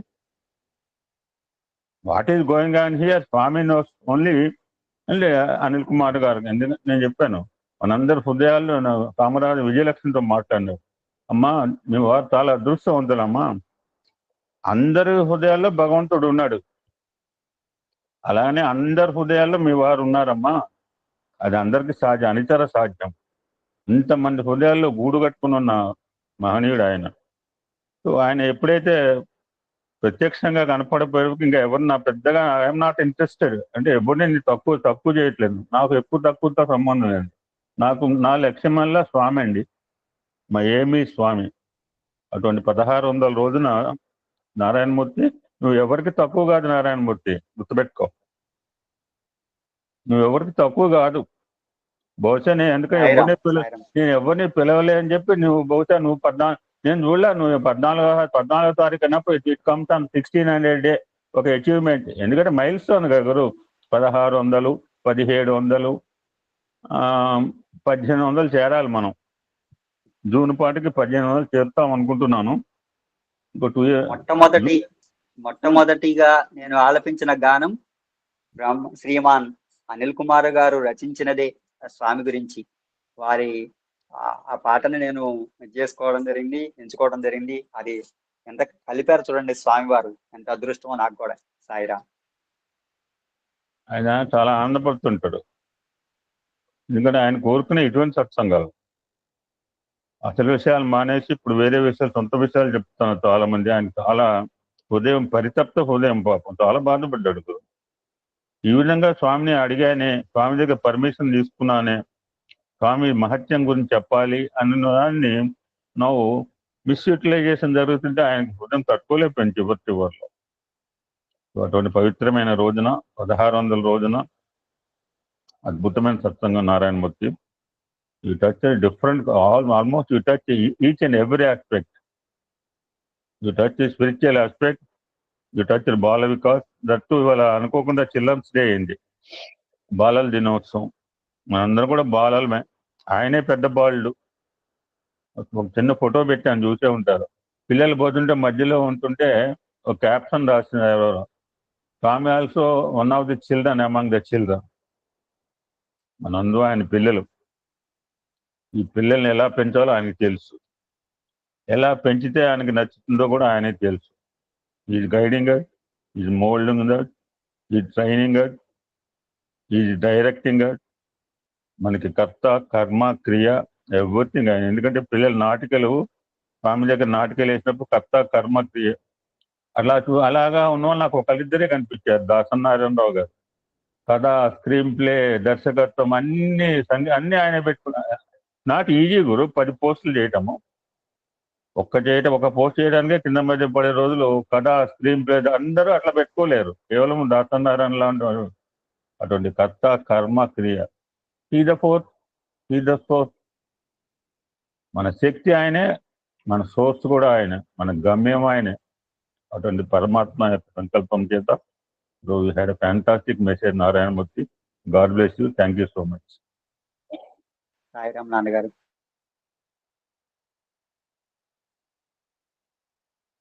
ఓం శ్రీ సాయిరామ్.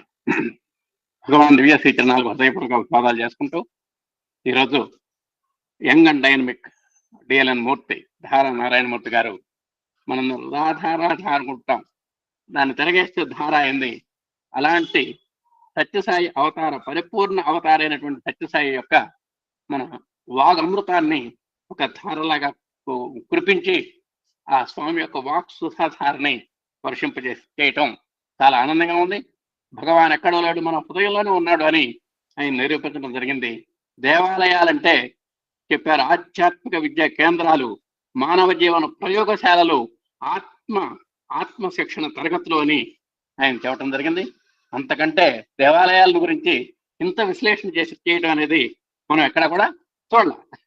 చాలా బ్రహ్మాండంగా ఉంది. అలాగే మన విగ్రహారాధన గురించి కూడా చెప్పారు. ఆ విగ్రహం ఉంటేనే మనకు నిగ్రహం వస్తుందని స్వామి చెప్పారు. అలాంటి ఒక మొక్కని కానీ, ఒక మైకు, పువ్వు, ఇవన్నీ ఉదాహరణలు చెప్పి ఒక్కసారి చూపిస్తే చాలు, అది మన మనోఫలకం మీద పడిపోతుంది. అలాగే ఆ విగ్రహం కూడా ఒక్కసారి మనోఫలకం మీద ముద్రించుకున్న తర్వాత ఇక విగ్రహంతో మనకు పని లేదు అని కూడా చెప్పారు.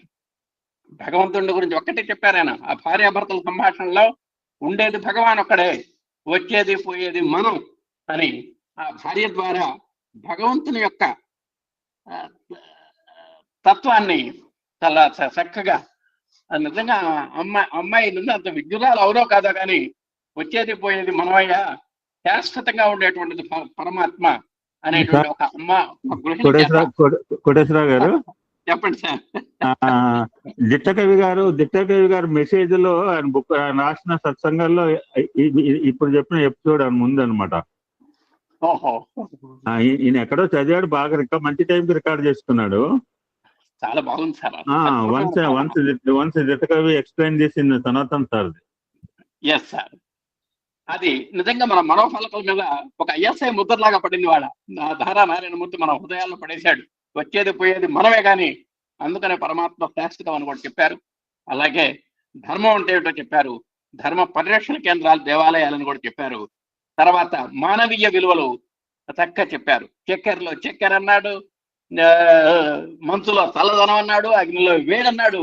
ఇవి ఎంత సహజంగా ప్రకృతిలో ఉంటాయో ప్రతి మానవుడిలో కూడా మానవత్వం అంత సహజంగా ఉంటుంది అని మానవీయ విలువల్ని అంత చెప్పారు. చాలా అద్భుతంగా ఉందయా. నిజంగా నిరాశ నిస్పృహలు అనేటువంటి సంసార సాగరంలో కూరుకుపోవటం చేతనే సత్య దర్శనం చేయలేకపోతున్నాడు, భగవంతుడిని చూడలేకపోతున్నాడు, ఆత్మ సాక్షాత్కారం మానవుడు చేసుకోలేకపోతున్నాడు. ఇదిగో ఇది కారణం అని చెప్పారు. ఇంకొకటి చెప్పారు, ప్రతి వారు చక్కని గురువుగా తయారు కావాలని చెప్పారు. ఎవరి వన్ బికమ్ ఎ గురువు. మన దత్తాత్రేయుడికి 24 మంది గురువులు ఉన్నారు, శివ కూడా గురువే. కాబట్టి మనం కూడా ఆ స్థాయికి దీనికి ఎదగలేము అనేటువంటి కూడా చెప్పారు. వారణాసి ప్రాముఖ్యం చెప్పారు. డైమండ్ పెయింట్, ఆకాశంలో ఉన్నటువంటి అద్భుతమైనటువంటి ఆ అందచందాలను చూపిస్తూ విద్యార్థులు మన స్వామి డైమండ్ చూపిస్తున్నప్పుడు మీరు ఎంతసేపటికి స్వామి చేత సృష్టింపబడినటువంటి డైమండ్ ఆ పెయింట్స్ చూస్తున్నారు తప్ప ఆ పెయింట్స్ వెనుకున్నటువంటి పెయింటర్ని, డైమండ్ వెనుకున్నటువంటి ఆ డైమండ్ కర్తని, సృష్టికర్తని మీరు గ్రహించలేకపోతున్నారు అనేటువంటిది మనందరికీ కూడా ఒక జ్ఞానోదయం కలిగిస్తుంది. అలాగే ఆ కుక్క ఎక్కడున్నా సరే తన యొక్క సాహచర్యం వల్ల భగవంతుని యొక్క ఆత్మీయత ఉంది కాబట్టి నిజంగా అది చాలా రాగలిగింది. అలాగే పోస్ట్ మ్యాన్ విషయం కూడా చక్కగా చెప్పారు. నిజంగా పార్సిల్ తీసిన తర్వాత అసలు వస్తువు ఎలా కనబడుతుందో మన హృదయంలో ఉన్నటువంటి మాలిన్యాలన్నీ, అరిషడ్ వర్గాలు అనేటువంటి మాలిన్యాలనేటువంటి ఆ పొరల్ని తీసుకొస్తేనే భగవంతుడు కనబడతాడు అనేది ఒక దైవతత్వానికి ఎంతో అలత పదాలతోటి భగవంతుడు ఎలా కనబడతాడు అనేటువంటి దానికి చక్కగా చెప్పారు. ప్రాపంచిక ప్రేమకి ఆధ్యాత్మిక ప్రేమకి తేడా చెప్పారు. ఎగ్జిబిషన్ లో ఒక్క రాజుగారిని నీవే కావాలి అన్న అమ్మాయి, ఏంటమ్మా దాంట్లో గమ్మత్ అంటే నిజంగా నీవైతే ఈ ఎగ్జిబిషన్కి అంతా కర్త నువ్వే కనుక నిజంగా ఆ మాత్రం భగవంతుడే కావాలి అనేటువంటి స్థాయికి మనం ఎదగాలి అనేటువంటిది ఈ కథ చెబుతోంది. నాకు భగవంతుడి ఇచ్చేటువంటి కళలు, పెన్సిళ్ళు, ఈ డైమండ్స్ ఇవి కాదు మనకు కావాల్సింది, సాక్షాత్ పరమాత్మే కావాలి అనేటువంటి స్థాయికి ప్రతి భక్తుడు ఎదగాలనేటువంటిది ఆ కథ ద్వారా చక్కగా జరిగింది. భగవంతుని యొక్క ఉద్ధరణకే భగవంతుడు చేసే సర్వత్ర వ్యాపించినటువంటి భగవంతుడు భక్తుల యొక్క ఉద్ధరణ కోసమే చేస్తుంటాడు అనేటువంటిది కూడా మరి ఆ కుచేరుడు యొక్క అటుకులు కానివ్వండి, వామనుడు యొక్క 3 అడుగులు కానివ్వండి, శబరి యొక్క పండ్లు కానివ్వండి, గోపికల యొక్క చల్లటి మజ్జిగ కానివ్వండి, ఇవన్నీ కూడా చాలా చక్కగా చెప్పారు. చాలా అద్భుతంగా ఉంది. అలాగే లక్ష్మణుడు యొక్క మంచి శీల సంపదకి క్యారెక్టర్ బిల్డింగ్ అంటే లక్ష్మణుడు యొక్క పాత్రని ప్రత్యేకంగా చెప్పారు మనకు. అలా ప్రతి ఒక్కరు కూడా ఆత్మ మరి మాతృవత్ పరదానాంశ అని సూత్రం ఉంది మనకు. ఏ స్త్రీ, మన స్త్రీ తప్ప ఏ స్త్రీ అనేది సరే మాతృభావన చూడాలి అనేటువంటిది కూడా అక్కడ ప్రస్ఫుటమవుతోంది. సత్యనారాయణ గారి యొక్క అంతిమయాత్ర చెప్పారు. అలాగే కోవర్ట్ యొక్క పునరుజ్జీవనం చెప్పారు. ఈ విధంగా స్వామి యొక్క తత్వంలో ఎన్నో విశేషాలను ఆవిష్కరించి స్వామి యొక్క తత్వాన్ని మొత్తాన్ని నిరూపణ చేసి సోదాహరణంగా నిరూపించినటువంటి ధారా నారాయణమూర్తి గారికి యంగ్ అండ్ డైనమిక్ చిన్నవాడైనప్పటికీ హృదయపూర్వకమైనటువంటి అభివాదాలు తెలియజేస్తూ ఇంతటి మహత్తర అవకాశం ఇచ్చినటువంటి మా ఎమ్మెల్యే గారికి, వారి యొక్క దంపతులకు హృదయపూర్వక అభివాదాలు చేసుకుంటూ మరి విన్నటువంటి శ్రోతలకు కూడా పాదాభివందనాలు చేస్తూ అందరికీ సాయిరాం. సాయిరాం సార్, ధన్యవాదాలు. సాయిరాం అండి. ధన్యవాదాలు నాన్న. సాయిరాం అండి. గురువు గారికి నమస్సుమాంజలి. చెప్పినటువంటి ఇప్పుడు ఒక రివ్యూ చాలా సూక్ష్మంగా ఇచ్చినటువంటి మన కోటేశ్వరరావు గారికి ధన్యవాదాలు. విన్నటువంటి శ్రోతలకు ముందే నేను ధన్యవాదాలు చెప్తున్నాను. మన దారా నారాయణమూర్తి గారు రాధ ఏ విధంగా అయితే ఇప్పుడే మన కోటేశ్వరరావు గారు సెలవిచ్చారు, ఏ విధంగా అయితే పూర్తిగా అంకితం అయిపోయిందో ఆ విధంగా ధారాపాతంగా వారి యొక్క భక్తి ప్రపత్తులు స్వామిపై ఎల్లప్పుడూ ఉన్నాయి. అది మనం అందరం కూడా హర్షించదగినటువంటి. సరస్వతి గారు ఎంతగా సరెండర్ అయిపోతాడో నాకు ఆనందం అనిపిస్తుంది అతను చూస్తే. అవునండి సాయిరాం. ఎవరు సరెండర్ కాదు మేడం, ఆయన ఎలా ఉండేదంటే వాళ్ళ ఇంట్లోనే స్వామి కూర్చున్నాడా అన్నంత భావన, అనుభూతి అనమాట. గొప్పతనం అది. చాలా గొప్పతనం అండి. ఈ వయసులో, చిన్న వయసులోనే చాలా సంతోషం అండి. ముఖ్యంగా మన ఏఎస్బిలో ఉన్నందుకు మేము చాలా అదృష్టంగా ఫీల్ అవుతున్నామండి.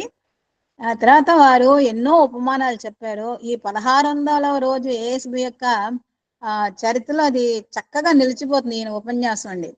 తర్వాత వీరు ఎన్నో కథలు చెప్పారు, తర్వాత అనుభవాలు చెప్పారు, స్వామి తత్వం గురించి వివిధ కోణాల్లో ఆవిష్కరించారు.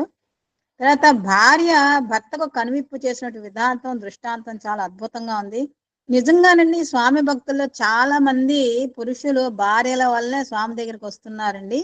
అందులో ముఖ్యంగా ఉదాహరణ ఎంతో మంది మనకు తెలిసిన కామరాజ్ అనిల్ కుమార్ గారు కూడా మన విజయలక్ష్మి గారి వల్లనే స్వామి ఫోల్డ్ లోకి వచ్చారు. స్వామి దేశ విదేశాల్లో గుర్తుపెట్టుకున్నట్టే ఈయన కూడా చిరస్థాయిగా ఉండిపోయేటట్టుగా చేసింది వారి భార్య అయినటువంటి విజయలక్ష్మి గారి. తర్వాత ఆయన రచించినటువంటి అహం సత్యబోధకి ఇవన్నీ కూడా మన విజయలక్ష్మి గారి ప్రోద్బలంలోనే తీసుకెళ్లి ప్రింట్ చేసినట్లుగా ఒక ఉపన్యాసంలో కామరాజ్ అనిల్ కుమార్ గారు తెలియజేశారండి. తర్వాత వేదనారాయణ మనకు తెలుసు కదా, వారి తల్లి వలనే వాళ్ళ తండ్రి స్వామి భక్తుడు అయ్యారు. వాళ్ళ తండ్రి తల్లి వల్ల వేదనారాయణ స్వామి దర్శించడం జరిగింది. చివరికి స్వామి దగ్గరే వేదం పఠిస్తూ సార్థక నామధేయుడు అయిపోయారు. ఆయన జీవితాన్ని స్వామికే సమర్పణ చేసుకున్నారండి. ఇట్లా వాల్టర్ కోవెల్ ని ఏ విధంగా అయితే బతికించారో అదే విధంగా పూర్తిగా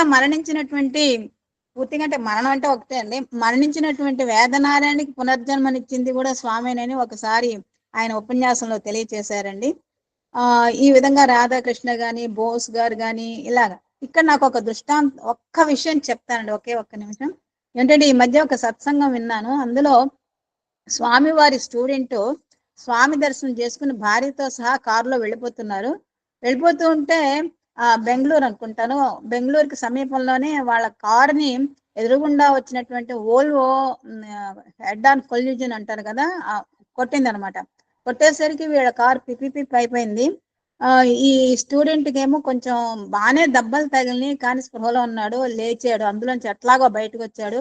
భార్య మాత్రం ప్రొఫ్యూజ్ గా బ్లీడింగ్ అయిపోయి ఆ తలలోంచి చెవుల్లోంచి అంతాను చాలా ఇంకా అసలు చివరి దీంట్లో ఉంది అనమాట ఊపిరి. అప్పుడు ఎవ్వరూ లేరు తీసుకెళ్ళడానికి కానీ చూడడానికి కానీ. ఎక్కడి నుంచి వచ్చారు అతను? సాయిరాం అనలేదు, సాయిరాం నిరంతరం నామం చేసుకున్న ఆయన ఎప్పుడైతే భార్య పడిపోయి డెత్ సమీపంలో ఉందో అప్పుడు మాత్రం స్వామిని స్మరించలేదు. ఎవరు వచ్చి నాకు హెల్ప్ చేస్తారని 10 మందికి చూస్తుంటే ఎవరో ఒక ఆయన వచ్చి ఆవిడ్ని హాస్పిటల్కి తీసుకెళ్ళడం జరిగింది. జరిగిన తర్వాత వాళ్ళేమో చూశారు ఊపిరి ఉందని. తర్వాత అది కూడా పోయింది. ఇంకా ఆమె పార్థివ శరీరం మీద ఒక క్లాత్ కప్పేసి ఇంకా ఏమీ లేదు బాబు తీసుకెళ్ళిపోన్నారు. అప్పుడు ఈ స్టూడెంట్ వాళ్ళ ఫ్రెండ్ కి పుట్టపర్తిలో ఉన్నటువంటి ఫ్రెండ్ కి ఫోన్ చేస్తే ఆ అబ్బాయి అర్జెంట్ గా స్వామి దగ్గరికి వెళ్ళి విషయం చెప్తే స్వామి వారు ఆ అబ్బాయికి ఏం చెప్పారంటే, ఇప్పుడు అర్జెంట్ గా నీ ఫ్రెండ్ కి ఫోన్ చేసి ఆవిడకి ఒక ఇంజక్షన్ ఇవ్వమని చెప్పాను డాక్టర్లని అని చెప్పారనమాట. ఆ విషయాన్ని ఇతని పేరు బహుశా కృష్ణ ఏదో అనుకుంటానండి. అతను డాక్టర్స్ అన్నారు, ఇప్పుడు నా భార్యకి ఒక ఇంజక్షన్ ఇవ్వండి అని. అదేమిటయ్యా పెచ్చా వెర్రా, ఆమె అసలు ప్రాణమే లేదు, ఇంజక్షన్ ఇవ్వమంటాం ఏంటంటే, లేదండి మా స్వామి చెప్పారు ఇంజక్షన్ ఇవ్వండి అన్నారు. లేదయ్యా ఇవ్వము, అది శరీరం అంటే పార్థివ శరీరానికి ఇంజక్షన్ ఇవ్వడం అంటే అది ఎక్కడా లేదు, మా చరిత్రలో లేదు, మేము ఇవ్వమన్నారు అందరూ కూడా. కానీ ఈయన పట్టుబట్టాడు అనమాట, నా భార్యను బతికించుకుంటాను, మా గురువు గారు మా స్వామివారు చెప్పారండి, ఎందుకు చెప్పారో తెలీదు, ఆయన కారణం లేకుండా చెప్పరు, దయచేసి ఇంజక్షన్ ఇవ్వండి అని చెప్పి ఏదో ఇంజక్షన్ పేరు చెప్పినట్టున్నారు. ఇంకా ఈ అబ్బాయి బాధపడలేక ఆ డాక్టర్స్ ఒక ఇంజక్షన్ అయిష్టంగానే ఇచ్చారనమాట. ఆ ఇంజక్షన్ ఇస్తున్నప్పుడు ఆవిడ చూడండి, మనం ఒకసారి నొప్పి వస్తే కుయ్యం అంటాం కదా, తెలుసో తెలియక అట్లా కుయ్యం అన్నది అనమాట ఆవిడ. అప్పుడు డాక్టర్లు ఇంజక్షన్ ఇచ్చిన డాక్టర్ కూడా భయపడి కాస్త వెనక్కి అడుగు వేశాడు అనమాట. తర్వాత ఆవిడకి ఐసీయూలో తీసుకెళ్ళడం, తర్వాత ఆ కట్లు కట్టడం ఇవన్నీ చేశారు. ఆవిడ బ్రతికిందండి. ఆ బ్రతికిన తర్వాత కొన్నాళ్ళ తర్వాత భార్యాభర్తలు ఇద్దరు పుట్టపర్తికి వచ్చారు. పుట్టపర్తికి వచ్చిన తర్వాత స్వామి ఇంటర్వ్యూ ఇచ్చారు. పునర్జన్మ వస్తుందని ఆవిడని చూసి అన్నారు అనమాట. ఆవిడకి ఆ విధంగా పునర్జన్మ ఇచ్చారు.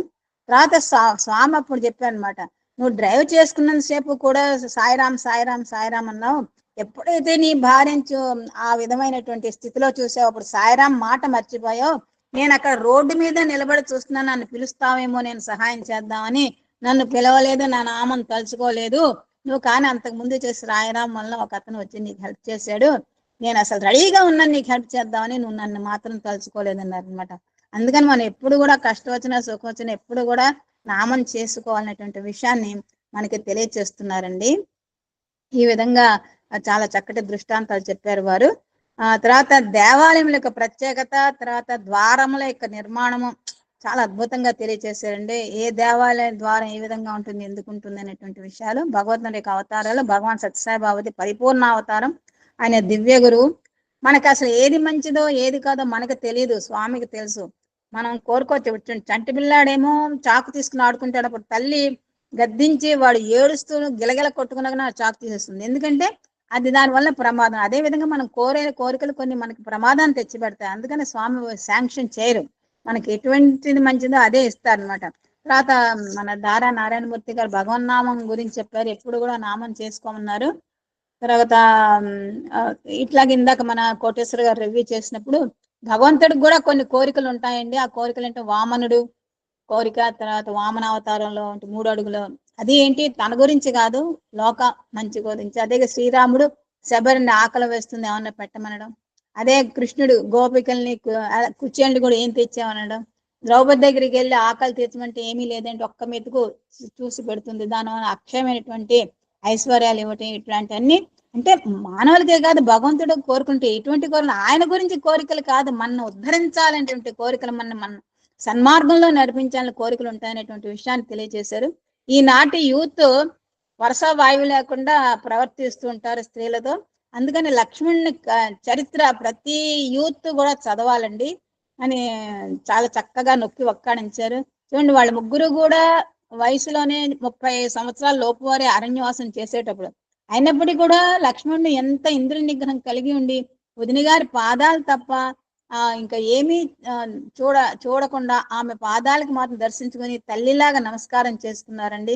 ఇటువంటి గొప్ప అత్యున్నతమైనటువంటి క్యారెక్టర్ అండి స్కూల్ పాఠాల్లో పెడితే బాగుంటుందేమో నాకు అనిపిస్తుంది ఇప్పుడు నారాయణమూర్తి గారి ప్రసంగం విన్నాక. తర్వాత సత్యనారాయణ గారి గురించి చెప్పారు, 60 మంది డీజేవి పిల్లల్ని తీసుకురావడం. అది చూడ నిరాధారకో ఏ ఆధార్ భగవాన్ సత్యసాయి బాబా అని మనకు పాటలు ఉన్నాయి. ఆ విధంగా కూతురు చూడకపోయినప్పుడు కూడా ఇరుగు పొరుగు వారు వారికి భోజన సదుపాయాలు చేసి, తర్వాత ఇక్కడ స్వామి ప్రసాదం తీసుకున్నాక అనాయాస మరణం పొందినటువంటి ధన్యుడు. అయితే దిక్కు లేదు, ఎవరూ రారు, అటువంటి వాడిని అతి ఘనంగా పుట్టపర్తి నుంచి వారి గ్రామానికి వారి పార్థివ శరీరాన్ని పంపించారండి స్వామి. స్వామి ఎప్పుడూ కూడా అనాథనాథుడు, దీనబంధుడు అండి. అటువంటి భగవాన్ బాబా మనకి దొరకడం, వారి అవతార కాలంలో మనం జన్మించడం అనేది చాలా చాలా అదృష్టం అండి. తర్వాత వారేమో 4 కొన్ని పాపాలు చేస్తున్నారు, 4 పాపాలు అని చెప్పారు. చాడీలు చెప్పడం, అబద్ధం ఆడడం, అధిక మాటలు మాడడం, తినకూడనివి తినడం, ఇవన్నీ పాపాలు. ఇవన్నీ కూడా మనం కంట్రోల్, ఇంద్రియ నిగ్రహం అనేది ఉండాలండి. తర్వాత చివరిగా వారు పాడిన పాట చాలా అద్భుతంగా ఉంది. మా తెలుగు తల్లికి మల్లెపూ దండ, జూన్లో చాలా చక్కగా పాడారు. వారు పాడుతుంటే నాకు ఏఎం రాజా గారు సినిమా బ్యాక్గ్రౌండ్ సింగర్ ఉంటారు కదా, ఆయన వాయిస్ లా అనిపించింది. ఈయన వాయిస్ ఈయన ప్రత్యేకమే, కానీ నాకు అట్లా అనిపించింది. చాలా అద్భుతమైనటువంటి వాయిస్ వారికి స్వామివారు ప్రసాదించారండి. ఈ విధంగా 1600 ASB రోజు చాలా అద్భుతంగా జరిగింది. మన MLN గురువు గారు చెప్పినట్లుగా మనం చక్కగా 1800, 2000 డేస్ కూడా మనం చేసుకుందాం అండి. స్వామివారు మనకు అనుగ్రహిస్తారు అని అదేంటే అది మంచి కోరికే కాబట్టి తప్పకుండా మంచి కోరికని స్వామి మనకి అనుగ్రహిస్తారు.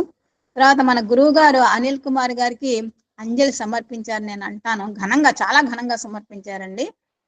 తర్వాత చిల్డ్రన్ డే గురించి చెప్పారు వారు. పిల్లల్ని ఎలా పెంచాలో అనేటువంటి విషయం స్వామి చెప్పినట్టుగా, స్వామికి తెలిసినట్టుగా ఏ తల్లికి తండ్రికి తెలియదు. తర్వాత కర్త కర్మ క్రియ అన్నీ కూడా స్వామి, ఆయనే సోర్సు, ఆయనే ఫోర్సు, ఆయనే సర్వం, మనం నడిపించేది ఆయనే.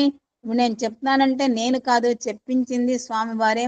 ఘనత మాత్రం ఏదో మీరు బాగా చెప్పింది సరస్తనే పువ్వులో ఏవో చప్పట్లు పెడుతున్నారు, అవన్నీ నాకు కాదండి, అవన్నీ కూడా స్వామి వారికే. స్వామే మాట్లాడిచ్చారు.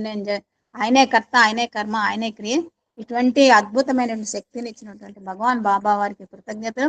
ధారా నారాయణమూర్తి గారికి ధారాపాతంగా చక్కగా చెప్పినందుకు వారికి కృతజ్ఞతలు. ఇటువంటి సదవకాశాన్ని కలిగించి వేదికను ప్రసాదించండి మన గురువు గారికి, వరలక్ష్మి గారికి కృతజ్ఞతలు. అందరికీ పేరు పేరు నా కృతజ్ఞతలు, వందనము చెల్లించుకుంటూ సాయిరామ్ అండి. సాయిరామ్ అండి. ధారానారాయణమూర్తి గారు వారి యొక్క సహజమైన వాక్పటిమతో సత్సంగాన్ని ఎంతో రక్తిగా రమ్యంగా చెప్పారు. భగవంతుని పొందడానికి కావలసిన సాధనలు ఎన్ని రకాలుగా ఉన్నా అన్నింటికీ ఆదిమూలం నిర్మలమైన మనస్సు, నిశ్చలమైన ప్రేమ, భగవంతునిపై విశ్వాసమైన అచంచలమైన విశ్వాసం ఉండడం చాలా ముఖ్యమని, నామస్మరణ వల్లనే సాధ్యమవుతుందని చెప్పడం అదో విశేషం. రకరకాలైన ఎన్నో రకాలైన విషయాలు చాలా చెప్పారు. అవన్నీ చరివిచారణ అవుతుంది. మరోసారి మనం ఏదైనా సరే స్వామి